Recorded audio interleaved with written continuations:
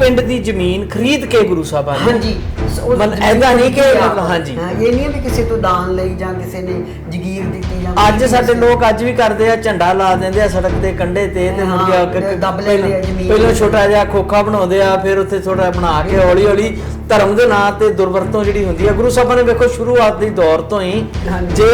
ਗੁਰੂ ਰਾਮਦਾਸ ਪਾਤਸ਼ਾਹ ਨੇ ਅੰਮ੍ਰਿਤਸਰ ਸ਼ਹਿਰ ਵਸਾਇਆ ਤੇ ਉਹ ਸਾਰੀ ਧਰਤੀ ਖਰੀਦੀ ਜੇ ਆਨੰਦਪੁਰ ਸਾਹਿਬ ਵਸਾਇਆ ਗੁਰੂ ਨੌਵੇਂ ਪਾਤਸ਼ਾਹ ਨੇ ਉਹ ਵੀ ਜਗ੍ਹਾ ਗੁਰੂ ਹਰਗੋਬਿੰਦ ਸਾਹਿਬ ਨੇ ਕੀਰਤਪੁਰ ਦੀ ਧਰਤੀ ਖਰੀਦੀ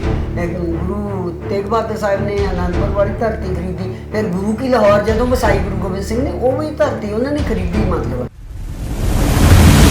ਬੜੀ ਵੱਡੀ ਦੇਣ ਹੈ ਡਾਕਟਰ ਸਾਹਿਬ ਅੱਜ ਵੀ ਜਦੋਂ ਕੋਈ ਉਸ ਗੁਰੂ ਨਗਰੀ 'ਚ ਆਪਣਾ ਘਰ ਵਸਾਉਂਦਾ ਹੈ ਤਾਂ ਉਹ ਆਪਣੇ ਚੌਥੇ ਪਾਤਸ਼ਾਹ ਨੂੰ ਯਾਦ ਕਰਦਾ ਕਿ ਤੇਰਾ ਧੰਨਵਾਦ ਹੈ ਕਿ ਤੂੰ ਆਪਣੇ ਚਰਨਾਂ 'ਚ ਸਾਨੂੰ ਛੋਟੀ ਜਿਹੀ ਜਗ੍ਹਾ ਦਿੱਤੀ ਹੈ ਔਰ ਇੱਕ ਮਾਣ ਵੀ ਮਿਲ ਤੇ ਤੁਸੀਂ ਦੇਖੋ ਫਿਰ ਦਰਬਾਰ ਸਾਹਿਬ ਦੀ ਇੰਨੀ ਉਹਨਾਂ ਦੇ ਮਨ ਦੇ ਵਿੱਚ ਸੀ ਕਿ ਅਕਾਲ ਤਖਤ ਨੂੰ ਜਿਹੜਾ ਸਮਝ ਲਓ ਮੀਰੀ ਦਾ ਇੱਕ ਸਿੰਬਲ ਹੈ ਉਹਨੂੰ ਦਰਬਾਰ ਸਾਹਿਬ ਦੇ ਸਾਹਮਣੇ ਬਣਾਇਆ ਤੇ ਦੂਸਰੀ ਗੱਲ ਲੋਹਗੜ੍ਹ ਦਾ ਕਿਲ੍ਹਾ ਉਹਨਾਂ ਨੇ ਉੱਥੇ ਸਥਾਪਿਤ ਕੀਤਾ ਤਾਂ ਕਿ ਜੇ ਕੋਈ ਕਿਉਂਕਿ ਉਦੋਂ ਤੱਕ ਇਹ ਗੁਰੂ ਪੰਚਮ ਪਾਤਸ਼ਾਹ ਦੀ ਸ਼ਹੀਦੀ ਤੋਂ ਬਾਅਦ ਇਹ ਲੱਗਣ ਲੱਗ ਗਿਆ ਸੀ ਕਿ ਹਥਿਆਰਬੰਦ ਹੋਣਾ ਪਊਗਾ ਤੇ ਉਹਨਾਂ ਨੇ ਆਪਣਾ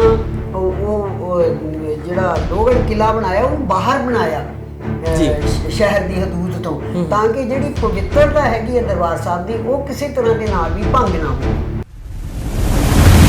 ਔਖੇ ਹਾਲਾਤਾਂ ਦੇ ਬਾਵਜੂਦ ਸਿੱਖਾਂ ਨੇ ਆਪਣੀ ਹਸਤੀ ਬਣਾਈ ਤੇ ਮੁਗਲ ਹਕੂਮਤ ਨੂੰ ਫਿਰ ਆਪ ਝਬਾਲ ਦੀ ਆ ਕੇ ਜਗੀਰ ਦੇਣੀ ਪਈ ਜਿਹੜੀ ਕਿ ਸਿੱਖ ਮੰਨਣ ਨੂੰ ਤਿਆਰ ਨਹੀਂ ਸੀ ਫਿਰ ਨਵਾਬੀ ਦੇਣੀ ਪਈ ਫਿਰ ਉਹ ਉੱਥੇ ਜਦੋਂ ਪ੍ਰਸ਼ਾਦ ਅੰਦਰ ਲੈ ਕੇ ਗਏ ਤੇ ਉਹਨਾਂ ਨੇ ਅਰਦਾਸ ਕਰਨ ਤੋਂ ਇਨਕਾਰ ਕਰ ਦਿੱਤਾ ਪੁਜਾਰੀਆਂ ਨੇ ਤੇ ਝਗੜਾ ਹੋ ਗਿਆ ਉੱਥੇ ਫਿਰ ਉਹ ਕਹਿੰਦੇ ਵੀ ਵਾਕ ਲੈਣੇ ਆ ਅਸੀਂ ਸ੍ਰੀ ਗੁਰੂ ਗ੍ਰੰਥ ਸਾਹਿਬ ਦੇ ਵਿੱਚੋਂ ਅੱਛਾ ਜੀ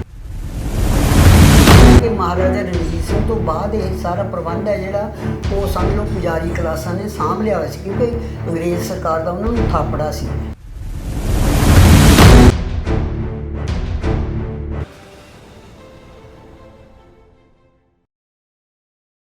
ਤੁਸੀਂ ਵੇਖ ਰਹੇ ਹੋ ਟੀਵੀ ਪੰਜਾਬੀ ਦੁਨੀਆ ਹਫਤਾਵਾਰੀ ਪ੍ਰੋਗਰਾਮ ਧਰਮ ਅਤੇ ਸਮਾਜ ਲੈ ਕੇ ਅਸੀਂ ਤੁਹਾਡੀ ਸੇਵਾ 'ਚ ਹਾਜ਼ਰ ਹੋ ਗਏ ਹਾਂ ਮੇਰੇ ਨਾਲ ਸਿੱਖ ਸਕਾਲਰ ਡਾਕਟਰ ਗੁਰਨਾਮ ਕੌਰ ਹਮੇਸ਼ਾ ਦੀ ਤਰ੍ਹਾਂ ਮੌਜੂਦ ਨੇ ਕੁਝ ਗੱਲਾਂ ਬਾਤਾਂ ਤੁਹਾਡੇ ਨਾਲ ਕਰਾਂਗੇ ਅੱਜ ਦਾ ਪ੍ਰੋਗਰਾਮ ਜਿਹੜਾ ਅਸੀਂ ਕੁਝ ਵੱਖਰੇ ਵੱਖਰੇ ਟੌਪਿਕ 'ਤੇ ਗੱਲ ਕਰਨੀ ਚਾਹੁੰਦੇ ਹਾਂ ਸਭ ਤੋਂ ਪਹਿਲਾਂ ਤਾਂ ਚੌਥੇ ਪਾਤਸ਼ਾਹ ਗੁਰੂ ਰਾਮਦਾਸ ਪਾਤਸ਼ਾਹ ਦਾ ਗੁਰਪੁਰਬ ਲੰਘ ਕੇ ਗਿਆ ਕੱਲ੍ਹ ਉਹਨਾਂ ਦਾ ਗੁਰਪੁਰਬ ਸੀਗਾ ਸਿੱਖ ਸੰਗਤਾਂ ਨੇ ਦੇਸ਼ ਵਿਦੇਸ਼ 'ਚ ਬੜੀ ਧੂਮਧਾਮ ਨਾਲ ਉਹਨਾਂ ਨੂੰ ਯਾਦ ਕੀਤਾ ਗੁਰੂ ਰਾਮਦਾਸ ਜੀ ਦਾ ਜਿੱਥੇ ਸਿੱਖ ਪੰਥ ਵਿੱਚ ਬਹੁਤ ਸਤਿਕਾਰ ਹੈ ਅੰਮ੍ਰਿਤਸਰ ਦੀ ਨਗਰੀ ਉਹਨਾਂ ਵਸਾਈ ਹਰਿਮੰਦਰ ਸਾਹਿਬ ਦਾ ਜਿਹੜਾ ਗੁਰਦੁਆਰਾ ਸਾਹਿਬ ਬਾਰੇ ਜਿਹੜਾ ਸਾਡਾ ਮੁੱਖ ਤੀਰਥ ਸਥਾਨ ਆ ਉੱਥੇ ਉਹਨਾਂ ਦਾ ਜਿਹੜਾ ਰੋਲ ਸੀ ਉਹ ਬੜਾ ਵੱਡਾ ਰੋਲ ਹੈ ਉਹ ਡਾਕਟਰ ਸਾਹਿਬਾਂ ਕੋਲੋਂ ਜਾਣਾਂਗੇ ਸਭ ਤੋਂ ਪਹਿਲਾਂ ਤਾਂ ਅਸੀਂ ਥੋੜ੍ਹੀ ਜਿਹੀ ਗੁਰੂ ਰਾਮਦਾਸ ਪਾਤਸ਼ਾਹ ਬਾਰੇ ਗੱਲ ਕਰਨੀ ਚਾਹਾਂਗੇ ਆਪਣੇ ਦਰਸ਼ਕਾਂ ਦਾ ਸਵਾਗਤ ਕਰਦੇ ਹਾਂ ਨਾਲ ਹੀ ਡਾਕਟਰ ਸਾਹਿਬ ਤੁਹਾਡਾ ਸਵਾਗਤ ਕਰਦੇ ਹਾਂ ਜੀ ਵਾਹਿਗੁਰੂ ਜੀ ਕਾ ਖਾਲਸਾ ਵਾਹਿਗੁਰੂ ਜੀ ਕੀ ਫਤਿਹ ਜੀ ਸਭ ਤੋਂ ਪਹਿਲਾਂ ਤਾਂ ਸਾਡੇ ਵਿਊਅਰਸ ਨੂੰ ਵਧਾਈਆਂ ਦਈਏ ਜੀ ਮਹਾਰਾਜ ਚੌਥੇ ਪਾਤਸ਼ਾਹ ਦੇ ਪ੍ਰਕਾਸ਼ ਪੁਰਬ ਦੀ ਬਹੁਤ ਬਹੁਤ ਵਧਾਈ ਹੋਵੇ ਜੀ ਧੰਨ ਧੰਨ ਰਾਮਦਾਸ ਗੁਰੂ ਜਿਹਨੇ ਸਿਰਿਆ 'ਤੇ ਨਾ ਸਵਾਰਿਆ ਅਤੇ ਦੂਸਰੀ ਗੱਲ ਜਿਹੜੀ ਹੈਗੀ ਹੈ ਉਹ ਅਸੀਂ ਨਾਲ ਦਿਹਾੜਾ ਅਸੀਂ ਮਨਾ ਰਹੇ ਹਾਂ 102 ਸਾਲ ਹੋ ਗਏ ਜਦੋਂ ਆਪਣੇ ਜਿਹੜੇ ਸਾਡੇ ਦਲਿਤ ਭਾਈਚਾਰਾ ਹੈਗਾ ਉਹਨਾਂ ਦੀ ਜਿਹੜੀ ਦਰਬਾਰ ਸਾਹਿਬ ਦੇ ਵਿੱਚ ਸਿੱਖ ਭਾਈਚਾਰੇ ਦੀ ਐਂਟਰੀ ਦਾ 12 ਤਰੀਕ ਨੂੰ ਹੋਈ ਸੀਗੀ 12 ਅਕਤੂਬਰ ਨੂੰ 1920 ਦੇ ਵਿੱਚ ਅਤੇ ਉੱਥੋਂ ਹੀ ਅਕਾਲੀ ਦਲ ਉੱਥੋਂ ਹੀ ਸ਼੍ਰੋਮਣੀ ਗੁਰਦੁਆਰਾ ਪ੍ਰਬੰਧਕ ਕਮੇਟੀ ਸਭ ਉੱਥੋਂ ਨਿਕਲਿਆ ਅਤੇ ਉਹਦੀ ਵੀ ਉਹ ਸਮਝ ਲਓ ਤੁਸੀਂ ਵੀ 100 ਸਾਲਾ 102 ਸਾਲ ਅਸੀਂ ਮਨਾ ਰਹੇ ਹਾਂ ਬਿਲਕੁਲ ਡਾਕਟਰ ਸਾਹਿਬ ਉਹ ਵੀ ਬੜੀ ਵੱਡਾ ਇੱਕ ਮੋੜ ਸੀਗਾ ਜਿਹਨੂੰ ਆਪਾਂ ਸਿੱਖ ਲਹਿਰ ਕਹਿੰਦੇ ਉਸ ਸਮੇਂ ਦੀ ਮਹੰਤਾਂ ਕੋਲੋਂ ਜਦੋਂ ਗੁਰਦੁਆਰੇ ਆਜ਼ਾਦ ਹੋਏ ਜਿਸ ਤਰੀਕੇ ਨਾਲ ਗੋਰਿਆਂ ਨੇ ਮਹੰਤਾਂ ਨੂੰ ਸਾਰਾ ਕੁਝ ਦੇ ਦਿੱਤਾ ਸੀਗਾ ਔਰ ਗੁਰਦੁਆਰਾ ਸਾਹਿਬਾਨ ਦੇ ਵਿੱਚ ਜਿਸ ਤਰੀਕੇ ਦਾ ਉਸ ਵੇਲੇ ਉਹਨਾਂ ਦਾ ਚਾਲ ਚੱਲਣ ਸੀਗਾ ਬਹੁਤ ਸਾਰੀਆਂ ਜਾਇਦਾਦਾਂ ਸੀਗੀਆਂ ਉਹਨਾਂ ਦਾ ਮਿਸਯੂਜ਼ ਹੋ ਰਿਹਾ ਸੀਗਾ ਤੇ ਫਿਰ ਉਸ ਤੋਂ ਬਾਅਦ ਉਸ ਤੋਂ ਵੀ ਵੱਡੀ ਗੱਲ ਇਹ ਸੀਗੀ ਕਿ ਜਿਹੜਾ ਸਿੱਖ ਧਰਮ ਹੈ ਉਹਦੀ ਪੈਦਾਇਸ਼ ਦਾ ਕਾਰਨ ਹੀ ਇਹ ਸੀਗਾ ਕਿ ਬਰਾਬਰਤਾ ਸਮਤਾ ਬਿਲਕੁਲ ਤੇ ਮਹੰਤਾਂ ਨੇ ਤੇ ਕੁਝ ਇੱਕ ਚੀਜ਼ਾਂ ਇਸ ਤਰ੍ਹਾਂ ਦੀਆਂ ਹੋਈਆਂ ਕਿ ਜਦੋਂ 18ਵੀਂ ਸਦੀ ਦਾ ਸੰਘਰਸ਼ ਦਾ ਸਮਾਂ ਸੀਗਾ ਤੇ ਸਿੱਖਾਂ ਨੂੰ ਜੰਗਲਾਂ ਬੀਆਬਾਨਾਂ 'ਚ ਰਹਿਣਾ ਪਿਆ ਮਗਰ ਗੁਰਦੁਆਰਾ ਪ੍ਰਬੰਧ ਜਿਹੜਾ ਸੀਗਾ ਕਿਸੇ ਨਾ ਕਿਸੇ ਤਰ੍ਹਾਂ ਜਾਂ ਅਦਾਸੀਆਂ ਕੋਲੋਂ ਜਾਂ ਕੁਝ ਉਹਨਾਂ ਲੋਕਾਂ ਦੇ ਹੱਥ 'ਚ ਆ ਗਿਆ ਜਿਨ੍ਹਾਂ ਦੇ ਵਿੱਚ ਹਿੰਦੂਇਜ਼ਮ ਦੀ ਅਜੇ ਉਹ ਚੀਜ਼ ਭਾਰੀ ਸੀਗੀ ਤੇ ਜਾਤ ਪਾਤ ਵਾਲਾ ਜਿਹੜਾ ਕਨਸੈਪਟ ਆ ਜਿਹਨੂੰ ਮਿਟਾਉਣਾ ਚਾਹਿਆ ਗੁਰੂ ਸਾਹਿਬ ਨੇ ਉਹ ਕਿਤੇ ਨਾ ਕਿਤੇ ਬਰਕਰਾਰ ਰਿਹਾ। ਉਹਦੇ ਲਈ ਜਿਹੜੀ ਸਿੰਘ ਸਭਾ ਲਹਿਰ ਚੱਲੀ ਉਹਦਾ ਬੜਾ ਵੱਡਾ ਰੋਲ ਸੀ। ਬਿਲਕੁਲ ਜੀ। ਤੇ ਹੁਣ ਗੁਰੂ ਰਾਮਦਾਸ ਸਾਹਿਬ ਨੇ ਇਹ ਜਿਹੜੀ ਨਗਰੀ ਰਾਮਦਾਸ ਚੱਕ ਜਿਹਨੂੰ ਪਹਿਲਾਂ ਕਿਹਾ ਜਾਂਦਾ ਸੀ ਵਸਾਈ, ਤੁਸੀਂ ਦੇਖੋ ਉਹਨਾਂ ਨੇ ਕਿੰਨੀ ਉਹਨਾਂ ਕੋਲ ਦੂਰਦ੍ਰਿਸ਼ਟਤਾ ਸੀਗੀ ਕਿ ਇਹ ਜਿਹਨੂੰ ਅਸੀਂ ਹੁਣ ਅੱਜ ਕੱਲ੍ਹ ਅੰਮ੍ਰਿਤਸਰ ਕਹਿੰਦੇ ਆ ਜਾਂ ਅੰਮ੍ਰਿਤਸਰ ਇਹਦਾ ਦਰਬਾਰ ਸਾਹਿਬ ਨਾਂ ਪਿਆ, ਇਸ ਨਗਰੀ ਦੇ ਵਿੱਚ ਉਹਨਾਂ ਨੇ ਇਹ ਉਸ ਵੇਲੇ ਦਾ ਸਿਲਕ ਰੂਟ ਆਪਾਂ ਕਹਿ ਸਕਦੇ ਹਾਂ ਜਿੱਥੇ ਦਿੱਲੀ ਤੋਂ ਲੈ ਕੇ ਜੋ ਹੈਗਾ ਉਹ ਲਾਹੌਰ ਤੱਕ ਪਰੇ ਅੱਗੇ ਅਫਗਾਨਿਸਤਾਨ ਤੱਕ ਵਪਾਰ ਹੁੰਦਾ ਸੀ। ਉਸ ਸ਼ਾਹਰਾਹ ਦੇ ਉੱਤੇ ਇਹ ਨਗਰ ਵਸਾਇਆ ਉਹਨਾਂ ਨੇ। ਦੇਖੋ ਇੰਨੀ ਪਲੈਨਿੰਗ ਦੇ ਨਾਲ ਕਿ ਦੂਰੋਂ ਨੇੜੇ ਉਹਨਾਂ ਨੇ ਹਰ ਤਰ੍ਹਾਂ ਦੇ ਕਾਰੀਗਰ ਅਲੱਗ-ਅਲੱਗ ਪ੍ਰੋਫੈਸ਼ਨਸ ਦੇ ਵੀ ਤਾਂ ਕਿ ਇਸ ਸ਼ਹਿਰ ਦੇ ਵਿੱਚ ਇਸ ਨਗਰ ਦੇ ਵਿੱਚ ਰਹਿਣ ਵਾਲੇ ਲੋਕ ਨੇ ਜਿਹੜੇ ਉਹ ਸਵੈ ਨਿਰਭਰ ਹੋਣ। ਜਿਹੜਾ ਸਿੱਖੀ ਦਾ ਆਪਣਾ ਅਸੂਲ ਵੀ ਹੈ ਕਿ ਸਿੱਖ ਨੂੰ ਸਵੈ ਨਿਰਭਰ ਹੋਣਾ ਚਾਹੀਦਾ ਆਪਣੀ ਕਿਰਤ ਦੇ ਰਾਹੀਂ, ਵੰਡ ਕੇ ਛਕਣ ਦੇ ਰਾਹੀਂ ਤੇ ਨਾਮ ਜਪਣ ਦੇ ਰਾਹੀਂ। ਤੇ ਸਭ ਤੋਂ ਪਹਿਲਾਂ ਉੱਥੇ ਸਰੋਵਰ ਦੀ ਉਹਨਾਂ ਨੇ ਖੁਦਾਈ ਕਰਾਈ ਕਿਉਂਕਿ ਪਾਣੀ ਹੈ ਜਿਹੜਾ ਉਹ ਮਨੁੱਖ ਦੀ ਮੁੱਢਲੀ ਲੋੜ ਹੈ। ਗੁਰੂ ਸਾਹਿਬਾਨ ਨੇ ਭਾਵੇਂ ਉਹ ਤੀਜੇ ਪਾਤਸ਼ਾਹ ਨੇ ਗੋਇੰਦਵਾਲ ਵਸਾਇਆ, ਉੱਥੇ ਵੀ ਉਹਨਾਂ ਨੇ ਬੋਡੀ ਬਣਾਈ ਤੇ ਹਰੇਕ ਥਾਂ ਦੇ ਉੱਤੇ ਪਾਣੀ ਦਾ ਪ੍ਰਬੰਧ ਪਹਿਲਾਂ ਕੀਤਾ ਗਿਆ ਤੇ ਬੜੀ ਪਲੈਨਿੰਗ ਦੇ ਨਾਲ ਇਹ ਸ਼ਹਿਰ ਵਸਾਇਆ। ਬਹੁਤ ਵੱਡੀ ਦੇਣ ਆ ਗੁਰੂ ਰਾਮਦਾਸ ਜੀ ਨੂੰ, ਹੈ ਨਾ। ਵੈਸੇ ਵੀ ਮੇਰੇ ਖਿਆਲ ਡਾਕਟਰ ਸਾਹਿਬ ਇਹ ਮਤਲਬ ਜਿਹੜਾ ਵਪਾਰ ਦਾ ਕੇਂਦਰ ਮੰਨਿਆ ਗਿਆ ਹੈ ਸਮੁੱਚੇ ਪੰਜਾਬ ਦਾ, ਗੁਰੂ ਸਾਹਿਬ ਦੀ ਇਹ ਧਰਤੀ ਜਿਹੜੀ ਸ਼ੋਅ ਪ੍ਰਾਪਤ ਹੈ। ਔਰ ਜਿਸ ਤਰੀਕੇ ਨਾਲ ਤੁਸੀਂ ਦੱਸਿਆ ਕਿ ਉੱਥੇ ਅੱਜ ਵੀ ਠਠਿਆਰਾਂ ਦਾ ਮੱਲਾ, ਪਾਂਡਿਆਂ ਵਾਲਾ, ਮਤਲਬ ਅੱਜ ਤੱਕ ਕਾਠੀਆਂ ਵਾਲਾ ਬਾਜ਼ਾਰ, ਦੂਜਾ ਬਾਜ਼ਾਰ ਮਤਲਬ ਅੱਜ ਵੀ ਤੁਹਾਨੂੰ ਮਿਲਣਗੇ। ਸਾਰੇ ਲਿਆ ਕੇ ਕਾਰੀਗਰ ਉੱਥੇ ਵਸਾਏ ਹਨ। ਔਰ ਹੋਰ ਵੀ ਵੱਡੀ ਗੱਲ ਡਾਕਟਰ ਸਾਹਿਬ ਇਹ ਹੈ ਕਿ ਤੁੰਗ ਪਿੰਡ ਦੀ ਜ਼ਮੀਨ ਖਰੀਦ ਕੇ ਗੁਰੂ ਸਾਹਿਬਾਂ ਨੇ, ਹਾਂਜੀ ਐਦਾਂ ਨਹੀਂ ਕਿ ਹਾਂਜੀ ਇਹ ਨਹੀਂ ਵੀ ਕਿਸੇ ਤੋਂ ਦਾਨ ਲਈ ਜਾਂ ਕਿਸੇ ਨੇ ਜਗੀਰ ਦਿੱਤੀ ਜਾਂ ਅੱਜ ਸਾਡੇ ਲੋਕ ਅੱਜ ਵੀ ਕਰਦੇ ਆ, ਝੰਡਾ ਲਾ ਦਿੰਦੇ ਆ ਸੜਕ ਦੇ ਕੰਢੇ ਤੇ ਮੁੜ ਕੇ ਦੱਬ ਲੈਂਦੇ ਆ ਜ਼ਮੀਨ। ਪਹਿਲਾਂ ਛੋਟਾ ਜਿਹਾ ਖੋਖਾ ਬਣਾਉਂਦੇ ਆ, ਫਿਰ ਉੱਥੇ ਥੋੜਾ ਬਣਾ ਕੇ ਹੌਲੀ ਹੌਲੀ ਧਰਮ ਦੇ ਨਾਂ ਤੇ ਦੁਰਵਰਤੋਂ ਜਿਹੜੀ ਹੁੰਦੀ ਆ। ਗੁਰੂ ਸਾਹਿਬਾਂ ਨੇ ਵੇਖੋ ਸ਼ੁਰੂਆਤ ਦੀ ਦੌਰ ਤੋਂ ਹੀ ਜੇ ਗੁਰੂ ਰਾਮਦਾਸ ਪਾਤਸ਼ਾਹ ਨੇ ਅੰਮ੍ਰਿਤਸਰ ਸ਼ਹਿਰ ਵਸਾਇਆ ਤੇ ਉਹ ਸਾਰੀ ਧਰਤੀ ਖਰੀਦੀ। ਜੇ ਅਨੰਦਪੁਰ ਸਾਹਿਬ ਵਸਾਇਆ ਨੌਵੇਂ ਪਾਤਸ਼ਾਹ ਨੇ ਉਹ ਵੀ ਜਗ੍ਹਾ, ਗੁਰੂ ਹਰਗੋਬਿੰਦ ਸਾਹਿਬ ਨੇ ਕੀਰਤਪੁਰ ਦੀ ਧਰਤੀ ਖਰੀਦੀ, ਗੁਰੂ ਤੇਗ ਬਹਾਦਰ ਸਾਹਿਬ ਨੇ ਅਨੰਦਪੁਰ ਵਾਲੀ ਧਰਤੀ ਖਰੀਦੀ, ਫਿਰ ਗੁਰੂ ਕੀ ਲਾਹੌਰ ਜਦੋਂ ਵਸਾਈ ਗੁਰੂ ਗੋਬਿੰਦ ਸਿੰਘ ਨੇ ਉਹ ਵੀ ਧਰਤੀ ਉਹਨਾਂ ਨੇ ਖਰੀਦੀ, ਮਤਲਬ ਹੈ ਨਾ। ਬਿਲਕੁਲ, ਮਤਲਬ ਇਹ ਚੀਜ਼ਾਂ ਜਿਹੜੀਆਂ ਨੇ ਸਾਡੇ ਧਰਮ 'ਚ ਸਾਡੇ ਜਿਹੜੇ ਗੁਰੂ ਸਾਹਿਬਾਂ ਨੇ ਸਾਨੂੰ ਬੁਨਿਆਦੀ ਅਸੂਲ ਦਿੱਤੇ, ਅੱਜ ਜਦੋਂ ਅਸੀਂ ਉਹਨਾਂ ਤੋਂ ਥਿੜਕਦੇ ਹਾਂ ਤੇ ਯਾਦ ਕਰ ਲੈਣਾ ਚਾਹੀਦਾ ਉਹਨਾਂ ਨੂੰ। ਬਿਲਕੁਲ ਬਿਲਕੁਲ, ਸਾਨੂੰ ਉਹਨਾਂ ਜਿਹੜੇ ਖਾਸ ਕਰਕੇ ਹੁਣ ਸਾਡੀਆਂ ਨਿਹੰਗ ਸਿੰਘ ਜਥੇਬੰਦੀਆਂ ਨੇ ਜਾਂ ਸਾਡੇ ਮਤਲਬ ਡੇਰੇਦਾਰ ਨੇ, ਕੋਈ ਵੀ ਉਹ ਜਿੱਥੇ ਜੀ ਕਰਦਾ ਉੱਥੇ ਆਪਣਾ ਦੱਬ ਲੈਂਦੇ ਨੇ ਜਗ੍ਹਾ। ਤੇ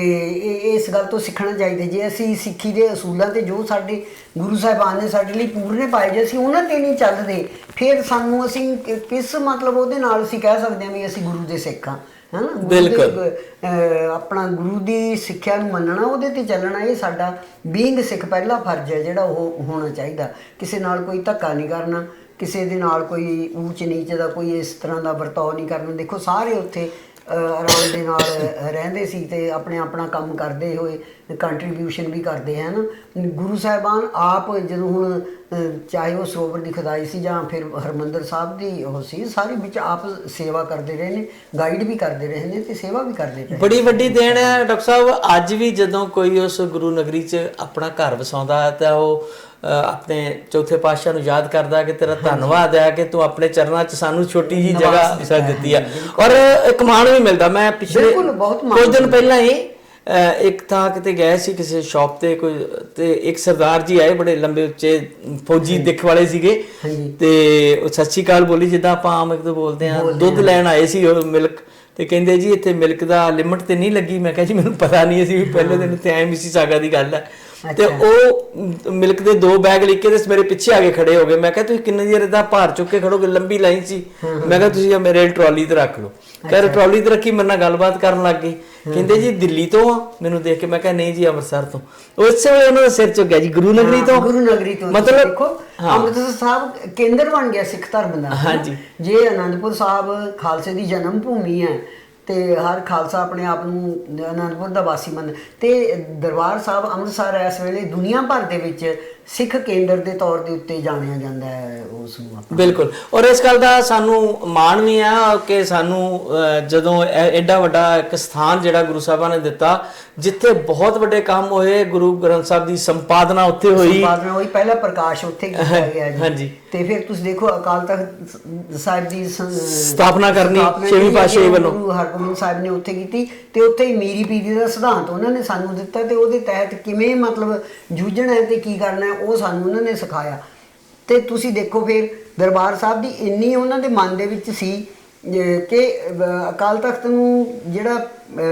ਸਮਝ ਲਓ ਮੀਰੀ ਦਾ ਇੱਕ ਸਿੰਬਲ ਹੈ, ਉਹਨੂੰ ਦਰਬਾਰ ਸਾਹਿਬ ਦੇ ਸਾਹਮਣੇ ਬਣਾਇਆ। ਤੇ ਦੂਸਰੀ ਗੱਲ, ਲੋਹਗੜ੍ਹ ਦਾ ਕਿਲ੍ਹਾ ਉਹਨਾਂ ਨੇ ਉੱਥੇ ਸਥਾਪਿਤ ਕੀਤਾ ਤਾਂ ਕਿ ਜੇ ਕੋਈ, ਕਿਉਂਕਿ ਉਦੋਂ ਤੱਕ ਇਹ ਗੁਰੂ ਪੰਚਮ ਪਾਤਸ਼ਾਹ ਦੀ ਸ਼ਹੀਦੀ ਤੋਂ ਬਾਅਦ ਇਹ ਲੱਗਣ ਲੱਗ ਗਿਆ ਸੀ ਕਿ ਹਥਿਆਰਬੰਦ ਹੋਣਾ ਪਊਗਾ ਜ਼ੁਲਮ ਨਾਲ ਟੱਕਰ ਲੈਣ ਦੇ ਲਈ। ਤੇ ਉਹਨਾਂ ਨੇ ਆਪਣਾ ਉਹ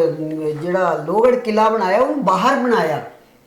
ਸ਼ਹਿਰ ਦੀ ਹਦੂਦ ਤੋਂ, ਤਾਂ ਕਿ ਜਿਹੜੀ ਪਵਿੱਤਰਤਾ ਹੈਗੀ ਹੈ ਦਰਬਾਰ ਸਾਹਿਬ ਦੀ ਉਹ ਕਿਸੇ ਤਰ੍ਹਾਂ ਦੇ ਨਾਲ ਵੀ ਭੰਗ ਨਾ ਹੋਵੇ। ਬਿਲਕੁਲ, ਹਾਂਜੀ। ਔਰ ਜਿੱਦਾਂ ਅਸੀਂ ਜ਼ਿਕਰ ਕੀਤਾ ਕਿ ਸਮੇਂ ਨਾਲ ਜਿੱਥੇ ਸਾਡਾ ਸ਼ਾਨਾਮਤਾ ਇਤਿਹਾਸ ਹੈ 18ਵੀਂ ਸਦੀ ਦਾ, ਡਾਕਟਰ ਸਾਹਿਬ ਮੇਰੇ ਖਿਆਲ ਸਿੱਖ ਧਰਮ ਦਾ ਸਭ ਤੋਂ ਮਤਲਬ ਔਖਾ ਪੀਰੀਅਡ ਵੀ ਉਹ ਆ, ਤੇ ਉਹਦੇ ਤੇ ਅਸੀਂ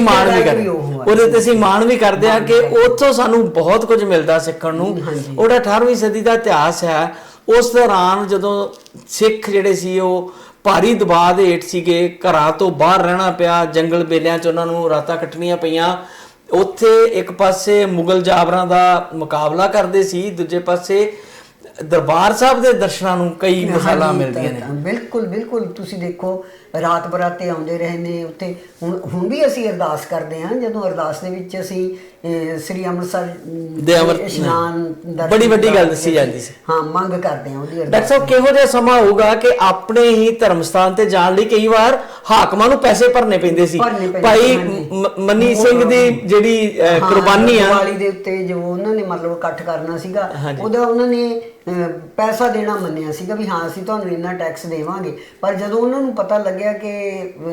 ਬੇਈਮਾਨੀ ਹੈ ਹਾਕਮਾਂ ਦੇ ਮਨ ਦੇ ਵਿੱਚ, ਉਹ ਇਸ ਇਕੱਠ ਦੇ ਬਹਾਨੇ ਘੇਰਾ ਵੀ ਪਾਉਣਗੇ ਤੇ ਸਿੱਖਾਂ ਨੂੰ ਫੜਨਗੇ ਵੀ, ਫਿਰ ਉਹਨਾਂ ਨੂੰ ਆਪਣਾ ਕੈਂਸਲ ਕਰਨਾ ਪਿਆ ਸੀ ਸਾਰਾ ਪ੍ਰੋਗਰਾਮ। ਪਰ ਡਾਕਟਰ ਸਾਹਿਬ ਐਸੇ ਮਤਲਬ ਜਿਹੜੇ ਹਾਲਾਤ ਸੀਗੇ, ਬੜੇ ਔਖੇ ਹਾਲਾਤਾਂ ਦੇ ਬਾਵਜੂਦ ਸਿੱਖਾਂ ਨੇ ਆਪਣੀ ਹਸਤੀ ਬਣਾਈ ਤੇ ਮੁਗਲ ਹਕੂਮਤ ਨੂੰ ਫਿਰ ਆਪ ਝਬਾਲ ਦੀ ਆ ਕੇ ਜਗੀਰ ਦੇਣੀ ਪਈ, ਜਿਹੜੀ ਕਿ ਸਿੱਖ ਮੰਨਣ ਨੂੰ ਤਿਆਰ ਨਹੀਂ ਸੀ, ਫਿਰ ਨਵਾਬੀ ਦੇਣੀ ਪਈ। ਨਵਾਬੀ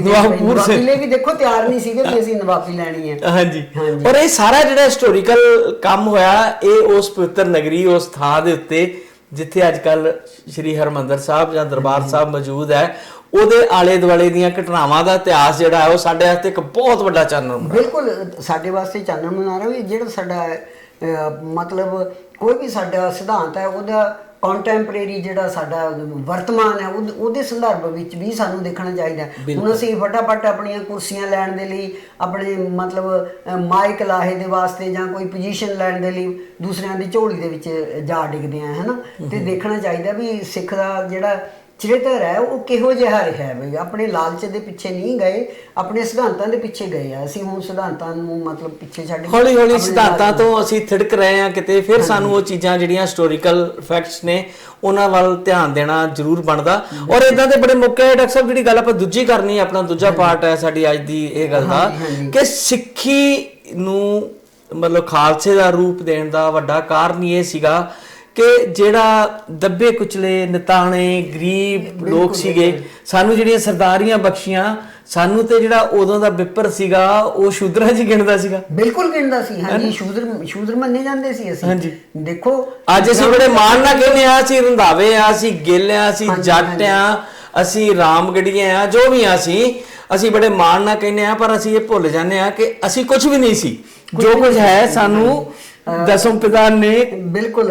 ਸਮਝ ਲਓ ਵੀ ਕੀੜਿਆਂ ਤੋਂ ਜਿਹੜੀ ਸਾਨੂੰ ਹੈਗੀ ਆ ਮਨੁੱਖ ਹੋਣ ਦਾ ਅਹਿਸਾਸ ਕਰਾਇਆ, ਤਾਕਤਵਰ ਹੋਣ ਦਾ ਅਹਿਸਾਸ ਕਰਾਇਆ। ਸਰਦਾਰ ਦੀ ਜਿਹੜੀ ਹੈਗੀ ਆ ਉਹ ਉਪਾਧੀ ਹੈ, ਉਹ ਸਾਬਤ ਸੂਰਤ ਦਸਤਾਰ ਸਿਰਾਂ ਦਾ ਸਾਨੂੰ ਜਿਹੜਾ ਹੈਗਾ ਉਹ ਦਿੱਤਾ, ਤੇ ਇਹ ਬਹੁਤ ਵੱਡੀ ਗੱਲ ਹੈ। ਸੋ ਇਹ ਹੁਣ ਮੈਂ ਪੜ੍ਹ ਰਹੀ ਸੀ ਵੀ ਮਹਾਰਾਜਾ ਰਣਜੀਤ ਸਿੰਘ ਦੇ ਵੇਲੇ ਤੱਕ ਠੀਕ ਰਿਹਾ ਗੁਰਦੁਆਰਿਆਂ ਦਾ ਸਿਸਟਮ, ਸਾਰਾ ਧਾਰਮਿਕ ਸਥਾਨਾਂ ਦਾ। ਉਹਨਾਂ ਤੋਂ ਬਾਅਦ ਜਦੋਂ ਅੰਗਰੇਜ਼ ਆ ਗਏ, ਪੰਜਾਬ ਦੇ ਉੱਤੇ ਕਬਜ਼ਾ ਹੋ ਗਿਆ ਉਹਨਾਂ ਦਾ, ਫਿਰ ਇੱਕਦਮ ਗੁਰਦੁਆਰਿਆਂ ਦੇ ਵਿੱਚ ਜਿਹੜੀ ਐਂਟਰੀ ਹੈ, ਜਿਵੇਂ 18ਵੀਂ ਸਦੀ ਦੇ ਵਿੱਚ ਵੀ ਆਪਣੇ ਜੋ ਉਦਾਸੀ ਸਿੱਖ ਸੰਤ ਉਹਨਾਂ ਨੇ ਸੇਵਾ ਸੰਭਾਲ ਦਾ ਕੰਮ ਹੈ ਜਿਹੜਾ ਸਾਂਭਿਆ ਹੋਇਆ ਸੀ। ਇਸੇ ਤਰ੍ਹਾਂ ਇਹ ਆਪਣਾ ਮਹਾਰਾਜਾ ਰਣਜੀਤ ਸਿੰਘ ਤੋਂ ਬਾਅਦ ਇੱਕਦਮ ਗੁਰਦੁਆਰਿਆਂ ਦੇ ਵਿੱਚ ਨੇ ਜਿਹੜੇ ਉਹ ਮਹੰਤ ਨੇ ਉਹ ਕਾਬਜ ਹੋ ਗਏ। ਕਾਬਜ ਹੋਣ ਦੇ ਨਾਲ ਉਹੀ ਜਿਹੜੀਆਂ ਹਿੰਦੂ ਧਰਮ ਦੀਆਂ ਸਾਰੀਆਂ ਕੁਰੀਤੀਆਂ ਨੇ, ਜਿਵੇਂ ਮੂਰਤੀ ਪੂਜਾ, ਛੂਆ-ਛਾਤ ਮੰਨਣੀ, ਉਹ ਸਾਰਾ ਕੁਝ ਗੁਰਦੁਆਰਿਆਂ ਦੇ ਵਿੱਚ ਉਵੇਂ ਤਰ੍ਹਾਂ ਦੇ ਨਾਲ ਲਾਗੂ ਹੋ ਗਿਆ ਸੀਗਾ। ਇੱਥੋਂ ਤੱਕ ਕਿ ਜਿਹੜੇ ਹੁਣ ਦੇਖੋ ਗੁਰੂ ਮਹਾਰਾਜ ਨੇ ਤਾਂ ਸਾਨੂੰ ਪਾਤਸ਼ਾਹੀਆਂ ਬਖਸ਼ਿਸ਼ ਕੀਤੀਆਂ ਹੈ ਨਾ, ਸਰਦਾਰ ਬਣਾਇਆ, ਤੇ ਪਰ ਜਿਹੜੇ ਉਹਨਾਂ ਵਿੱਚੋਂ ਆਪਣੇ ਆਪ ਨੂੰ ਬੇਦੀ ਖਾਨਦਾਨ ਚੋਂ ਵੀ ਕਹਾਉਂਦੇ ਸੀ ਜਾਂ ਇਸ ਤਰ੍ਹਾਂ ਦੇ ਸੀਗੇ, ਤੇ ਉਹਨਾਂ ਨੇ ਉਹ ਸਾਰੀਆਂ ਕੁਰੀਤੀਆਂ ਨੇ ਜਿਹੜੀਆਂ ਉੱਚ ਨੀਚ ਵਾਲਾ ਜਿਹੜਾ ਕਨਸੈਪਟ ਹੈ ਫਿਰ ਦੁਬਾਰਾ ਵਾਪਸ ਆ ਗਿਆ। ਨਾਨਕ ਦਾ ਸਾਰਾ ਜਿਹੜਾ ਸਿਧਾਂਤ ਹੈ ਉਹ ਮਨੁੱਖ ਦੀ ਬਰਾਬਰੀ ਦੀ, ਨਾ ਉਹ ਕਿਸੇ ਜਾਤ ਪਾਤ ਦੇ ਆਧਾਰ ਤੇ, ਵਰਨ ਦੇ ਆਧਾਰ ਤੇ ਜਾਂ ਲਿੰਗ ਦੇ ਆਧਾਰ ਤੇ ਕੋਈ ਡਿਵੀਜ਼ਨ ਇਸ ਕਿਸਮ ਦੇ ਨਾਲ ਛੋਟਾ ਬੜਾ ਉੱਚਾ ਨੀਵਾਂ ਮੰਨਣ ਦੀ ਨਹੀਂ ਸੀਗੀ, ਤੇ ਉਹ ਦੁਬਾਰਾ ਉਹ ਸਾਰੀ ਸ਼ੁਰੂ ਕਰ ਦਿੱਤੀ। ਇਸ ਦੇ ਤਹਿਤ ਜਿਹੜੇ ਆਪਣੇ ਮਤਲਬ ਸਮਝ ਲਓ ਵੀ ਦਲਿਤ ਭਾਈਚਾਰੇ 'ਚੋਂ ਸਿੱਖ ਸੀਗੇ, ਉਹਨਾਂ ਨੂੰ ਪ੍ਰਸ਼ਾਦ ਕਰਾਉਣ ਦਾ ਹੱਕ ਨਹੀਂ ਸੀ, ਉਹਨਾਂ ਨੂੰ ਮਤਲਬ ਉਸ ਢੰਗ ਨਾਲ ਅੰਦਰ ਜਾਣ ਦਾ ਹੱਕ ਨਹੀਂ ਸੀਗਾ, ਤੇ ਉਹਨਾਂ ਦੇ ਬਰਤਨ ਵੀ ਅਲੱਗ ਰੱਖੇ ਜਾਂਦੇ ਸੀ, ਲੰਗਰ ਉਹਨਾਂ ਦਾ ਅਲੱਗ ਸੀਗਾ। ਤੇ ਉਹ ਵੀ ਫਿਰ ਇੱਕ ਤਰ੍ਹਾਂ ਦੇ ਨਾਲ ਫਿਰ ਜਾਗਰਤੀ ਇਹ ਆਈ ਕਿ ਇਹ ਸਾਡਾ ਜਿਹੜਾ ਹੈਗਾ ਇਹ ਬੰਦ ਹੋਣਾ ਚਾਹੀਦਾ। ਤੇ ਫਿਰ ਇਹ 1920 ਦੇ ਵਿੱਚ ਜਲਿਆਂਵਾਲੇ ਬਾਗ ਦੇ ਵਿੱਚ ਇਕੱਠ ਕੀਤਾ ਉਹਨਾਂ ਨੇ। 2 ਦਿਨ ਉੱਥੇ ਦੀਵਾਨ ਸਜੇ, ਪੂਰਾ ਮਤਲਬ ਕੀਰਤਨ ਹੋਇਆ। ਕੀਰਤਨ ਤੋਂ ਬਾਅਦ ਫਿਰ ਉਹਨਾਂ ਨੇ 10, 11 ਤੇ 12 ਤਰੀਕ ਨੂੰ ਫਿਰ ਉਹਨਾਂ ਨੇ ਕਿਹਾ ਵੀ ਪ੍ਰਸ਼ਾਦ ਨੇ ਜਿਹੜੇ ਦੇਗ ਲੈ ਕੇ ਗਏ ਸੀ, ਕਹਿੰਦੇ ਦੇਗ ਲੈ ਕੇ ਦਲਿਤਾਂ ਦੇ ਹੱਥੋਂ ਜਿਹੜੀ ਅਸੈਪਟ ਨਹੀਂ ਸੀ ਕਰਦੇ ਉੱਥੇ। ਹਾਂਜੀ। ਤੇ ਹੁਣ ਆਪਣਾ ਡਾਕਟਰ ਸਾਹਿਬ ਉਸ ਸਮਿਆਂ ਦੇ ਵਿੱਚ ਵੀ ਮੈਂ ਕਈ ਵਾਰ ਗੱਲ ਕਰਦਾ ਹੁੰਨਾ, ਜਿਹੜੇ ਵਿਦਵਾਨ ਸੀਗੇ ਉਸ ਸਮੇਂ ਦੇ, ਪ੍ਰਿੰਸੀਪਲ ਤੇਜਾ ਸਿੰਘ, ਬਾਬਾ ਹਰਕਿਸ਼ਨ ਸਿੰਘ, ਜਿਨ੍ਹਾਂ ਦਾ ਨਾਮ ਹੁੰਦਾ ਹੈ, ਸਾਰੇ ਵਿਦਿਆਰਥੀ ਤੇ ਟੀਚਰ,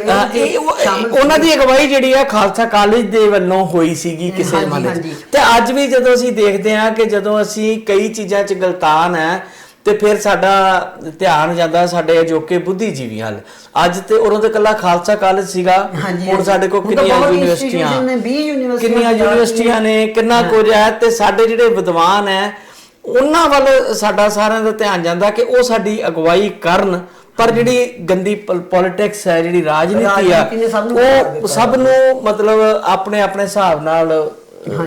ਦਬਾਇਆ ਹੋਇਆ ਕਹਿ ਲਓ, ਜਾਂ ਇਸ ਤਰ੍ਹਾਂ ਕਹਿ ਲਓ ਕਿ ਉਹਨਾਂ ਦੀ ਆਵਾਜ਼ ਦੱਬੀ ਹੋਈ ਹੈ, ਜਾਂ ਉਹਨਾਂ ਨੂੰ ਇਸ ਤਰੀਕੇ ਨਾਲ ਆਪਣੇ ਨਾਲ ਇਨਵੋਲਵ ਕਰ ਲਿਆ ਕਿ ਉਹ ਕੁਸਕਦੇ ਤੱਕ ਨਹੀਂ ਆਪਣੇ। ਉਹੀ ਹੈ ਨਾ, ਹਰ ਇੱਕ ਦੇ ਦੇਖੋ ਪੋਲਿਟਿਕਸ ਆ ਗਈ ਗਲਤ ਲੋਕਾਂ ਦੇ ਹੱਥਾਂ ਦੇ ਵਿੱਚ, ਤੇ ਜਿਹੜੇ ਵਿਦਵਾਨ ਨੇ ਉਹ ਵੀ ਐਂ ਸੋਚਦੇ ਨੇ ਵੀ ਜੇ ਐਸ ਲੀਡਰ ਨਾਲ ਲੱਗਾਂਗੇ ਤਾਂ ਸਾਨੂੰ ਆਹ ਪ੍ਰਾਪਤੀ ਹੋ। ਉਹੀ ਜਿਹੜਾ ਹੈ ਨਾ ਵੀ ਦੁਨਿਆਵੀ ਪ੍ਰਾਪਤੀਆਂ ਨੇ ਜਿਹੜੀਆਂ, ਉਹਨਾਂ ਨੂੰ ਅਸੀਂ ਮੁੱਖ ਰੱਖ ਲਿਆ ਹੋਇਆ ਤੇ ਸਿਧਾਂਤਾਂ ਨੂੰ ਅਸੀਂ ਪਿੱਛੇ ਛੱਡ ਗਏ ਹੋਏ ਹਾਂ। ਹੁਣ ਦੇਖੋ ਇਹਦੇ ਵਿੱਚ ਉਹ ਕਿੰਨੇ ਮਤਾਬ ਸਿੰਘ ਵੀਰ, ਇਹ ਵੀ ਆਪਣੇ ਮਤਲਬ ਕੀ ਕਹਿੰਦੇ ਹੁੰਦੇ ਨੇ, ਜਿਹੜੇ ਛੋਟੀ ਬਰਾਦਰੀਆਂ ਦੇ ਕਹੀ ਜਾਂਦੇ ਨੇ, ਉਹ ਉਸ ਖਾਲਸਾ ਬਰਾਦਰੀ, ਦਲਿਤ ਸਿੱਖ ਖਾਲਸਾ ਬਰਾਦਰੀ ਦੇ ਮੁਖੀ ਸੀਗੇ ਇਹ। ਫਿਰ ਮਜ਼੍ਹਬੀ ਸਿੱਖ ਆਗੂ ਸੀਗੇ ਢੇਰ ਸਿੰਘ, ਤੇ ਇਸੇ ਤਰ੍ਹਾਂ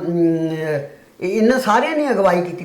ਪ੍ਰੋਫੈਸਰ ਪ੍ਰਿੰਸੀਪਲ ਤੇਜਾ ਸਿੰਘ ਤੇ ਬਾਬਾ ਹਰਕਿਸ਼ਨ ਸਿੰਘ, ਇਹ ਸਾਰੇ ਉਹਨਾਂ ਦੇ ਨਾਲ ਮਤਲਬ ਸ਼ਾਮਲ ਹੋਏ। ਵੈਸੇ ਗਿਆਨੀ ਗੁਰਦਿੱਤ ਸਿੰਘ ਦਾ ਵੀ ਕਾਫੀ ਵੱਡਾ ਰੋਲ ਸੀ ਮੇਰੇ ਖਿਆਲ। ਗਿਆਨੀ ਗੁਰਦਿੱਤ ਸਿੰਘ ਦਾ ਮੈਂ ਨਾਂ ਨਹੀਂ ਪੜਿਆ, ਕਿਉਂਕਿ ਮੈਂ ਉਹ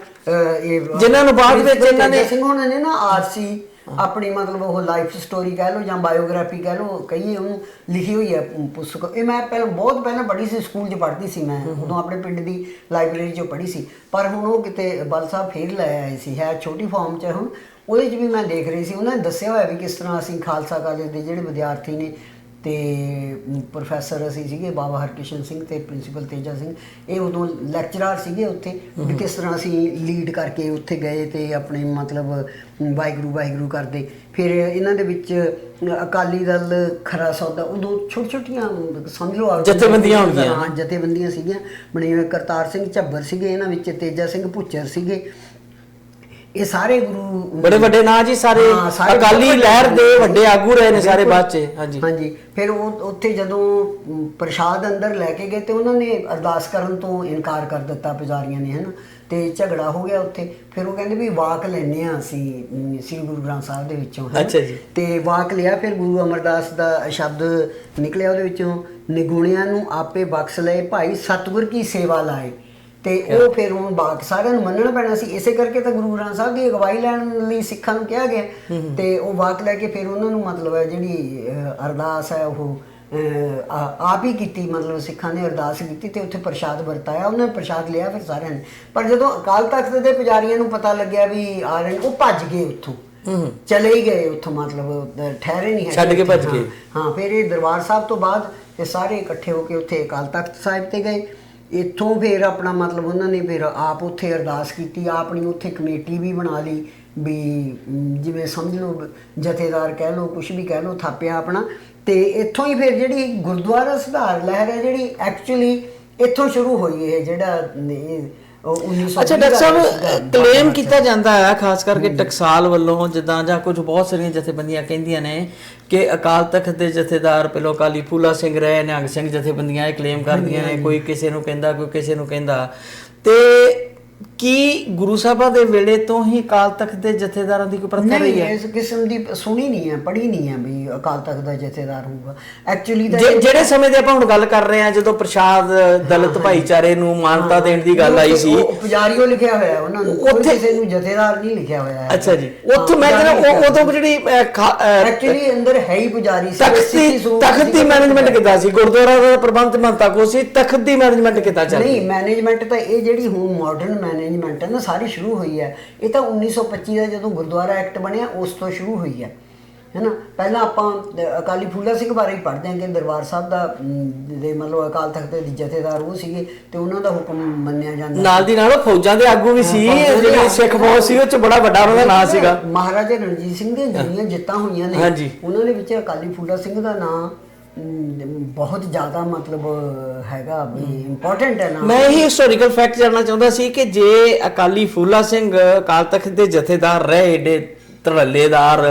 ਜਰਨੈਲ ਸਾਡੇ, ਉਸ ਤੋਂ ਬਾਅਦ ਜਿਹੜੀ ਅਕਾਲ ਤਖਤ ਦੀ ਮੈਨੇਜਮੈਂਟ ਜਾਂ ਉੱਥੋਂ ਦੀ ਜਿਹੜੀ ਪ੍ਰਬੰਧ ਸੀ ਉਹ ਵੀ ਮੰਤਰੀ ਸਿੱਧੇ ਤੌਰ ਤੇ ਮੰਤਰੀ ਕੋਲ ਚਲਾ ਗਿਆ। ਜਿਹੜਾ ਜਿਵੇਂ ਦਾ ਇਤਿਹਾਸ ਆਪਾਂ ਪੜ੍ਹਦੇ ਹਾਂ ਉਹਦੇ ਵਿੱਚ ਤਾਂ ਇਹੀ ਹੈ ਕਿ ਮਹਾਰਾਜਾ ਰਣਜੀਤ ਸਿੰਘ ਤੋਂ ਬਾਅਦ ਇਹ ਸਾਰਾ ਪ੍ਰਬੰਧ ਹੈ ਜਿਹੜਾ ਉਹ ਸਮਝ ਲਓ ਪੁਜਾਰੀ ਕਲਾਸਾਂ ਨੇ ਸਾਂਭ ਲਿਆ ਹੋਇਆ ਸੀ, ਕਿਉਂਕਿ ਅੰਗਰੇਜ਼ ਸਰਕਾਰ ਦਾ ਉਹਨਾਂ ਨੂੰ ਥਾਪੜਾ ਸੀ। ਤੇ ਅੰਗਰੇਜ਼ਾਂ ਨੂੰ ਦੇਖੋ ਇੱਕ ਗੱਲ ਤਾਂ ਇਹ ਮੰਨਣੀ ਪਊਗੀ ਕਿ ਭਾਵੇਂ ਸਿੱਖ ਭਾਈਚਾਰੇ ਦੀ ਗਿਣਤੀ ਬਹੁਤ ਥੋੜ੍ਹੀ ਹੈ, ਪਰ ਹਰ ਇੱਕ ਨੂੰ ਇਹ ਲੱਗਦਾ ਕਿ ਇਹ ਆਪਣੇ ਰਾਈਟਸ ਦੇ ਲਈ ਫਾਈਟ ਕਰ ਸਕਦੇ ਆ। ਮੋਰਓਵਰ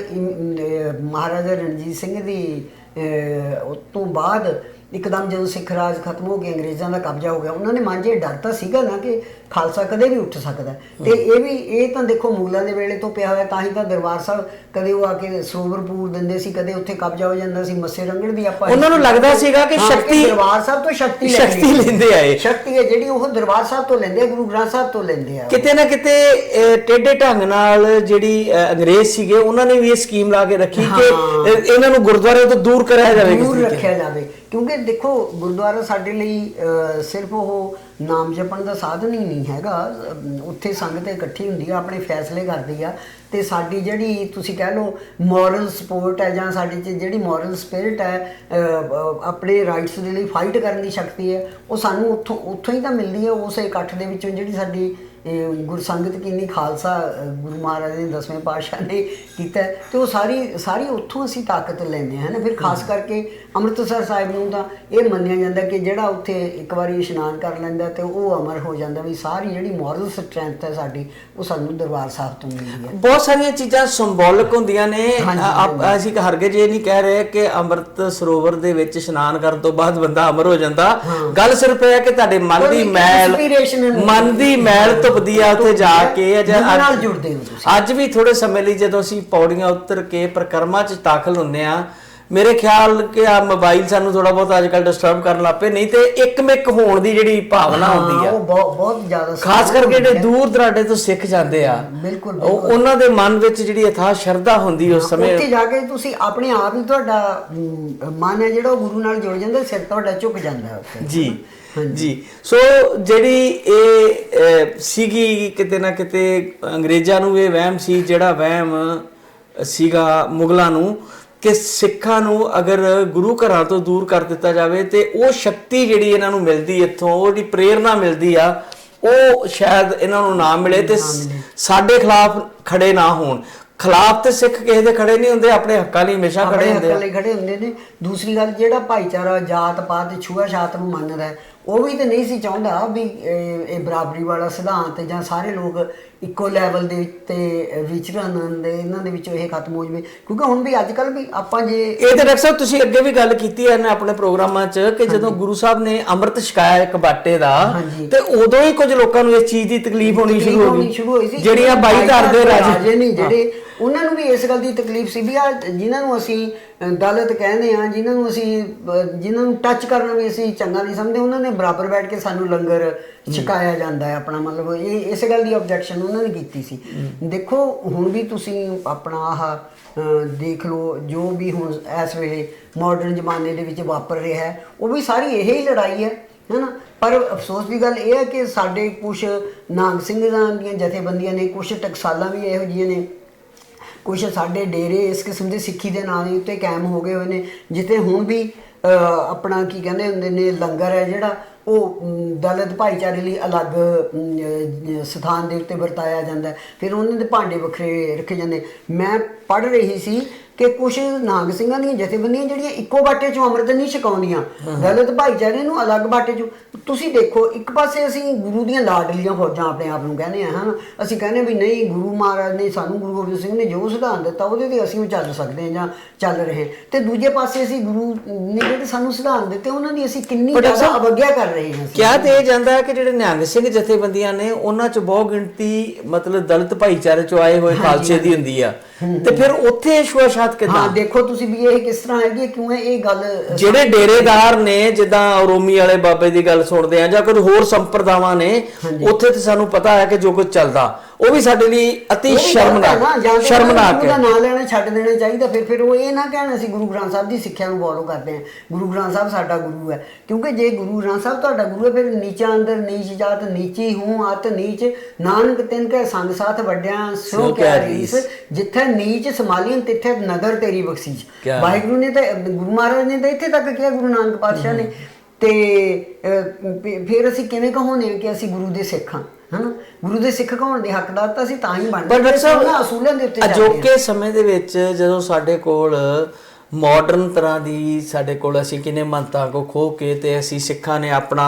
ਇੱਕ ਸਿਸਟਮ ਬਣਾ ਲਿਆ, ਸ਼੍ਰੋਮਣੀ ਕਮੇਟੀ ਬਣਾ ਲਈ, ਅਕਾਲ ਤਖਤ ਲਈ ਇੱਕ ਪ੍ਰਬੰਧ ਨਿਸ਼ਚਿਤ ਕਰ ਲਿਆ, ਤੇ ਅੱਜ ਜਿਹੜੇ ਉਹ ਇੰਨੇ ਵੱਡੇ ਵੱਡੇ ਸੀ ਅਹੁਦੇਦਾਰ ਬਣਾਏ ਹੋਏ ਆ, ਉਹਨਾਂ ਦੀ ਨਜ਼ਰ ਦੇ ਥੱਲੇ ਸਾਰਾ ਕੁਝ ਹੋ ਰਿਹਾ। ਨਹੀਂ, ਉਹਨਾਂ ਨੂੰ ਵੋਟਾਂ ਚਾਹੀਦੀਆਂ ਨੇ। ਦੇਖੋ ਉਹਨਾਂ ਨੂੰ ਐ, ਜੇ ਅਸੀਂ ਕਿਸੇ ਡੇਰੇ ਨੂੰ ਨਾਰਾਜ਼ ਕਰਾਂਗੇ, ਸਾਨੂੰ ਕਿਉਂ ਡੇਰਿਆਂ ਦੇ ਮਗਰ ਪਬਲਿਕ ਲੱਗੀ, ਨਹੀਂ ਫਿਰ ਫਾਇਦਾ ਕੀ ਹੋਇਆ ਇੰਨੀ ਸੰਘਰਸ਼ ਦਾ? ਦੇਖੋ ਜਿਹੜਾ ਪੋਲਿਟਿਕਸ ਆਉਣ ਦੇ ਨਾਲ ਅਸੀਂ 1900 ਮੀਰੀ ਪੀਰੀ ਦਾ ਸਿਧਾਂਤ ਆ, ਉਹਦੀ ਬਹੁਤ ਮਿਸ ਇੰਟਰਪ੍ਰੀਟੇਸ਼ਨ ਹੈ ਇਹ ਜਿਹੜੀ ਇਹ ਹੁਣ ਮੰਨ ਲਓ ਅੱਜ ਕੱਲ੍ਹ ਕੀਤੀ ਜਾ ਰਹੀ ਹੈ। ਇਹ ਬਹੁਤ ਮਿਸ ਇੰਟਰਪ੍ਰੀਟੇਸ਼ਨ ਹੈ। ਮੀਰੀ ਪੀਰੀ ਦੇ ਸਿਧਾਂਤ ਦਾ ਮਤਲਬ ਇਹ ਥੋੜ੍ਹੀ ਆ ਆਪਣਾ ਕਿ ਤੁਸੀਂ ਆਪਣਾ ਪੋਲਿਟਿਕਸ ਲਈ ਧਰਮ ਨੂੰ ਵਰਤੋ ਜਾਂ ਤੁਸੀਂ ਗਲਤ ਗੱਲਾਂ ਨੇ ਜਿਹੜੀਆਂ ਉਹਨਾਂ ਨੂੰ ਵਾਪਰਨ ਦਿਓ। ਕਿਉਂ ਵਾਪਰਨ? ਉਹ ਅਕਾਲ ਤਖਤ ਦੇ ਜਥੇਦਾਰ ਨੂੰ ਇਹਨਾਂ ਚੀਜ਼ਾਂ ਦਾ ਨੋਟਿਸ ਲੈਣਾ ਚਾਹੀਦਾ, ਹਰ ਹਾਲਤ ਵਿੱਚ ਲੈਣਾ ਚਾਹੀਦਾ।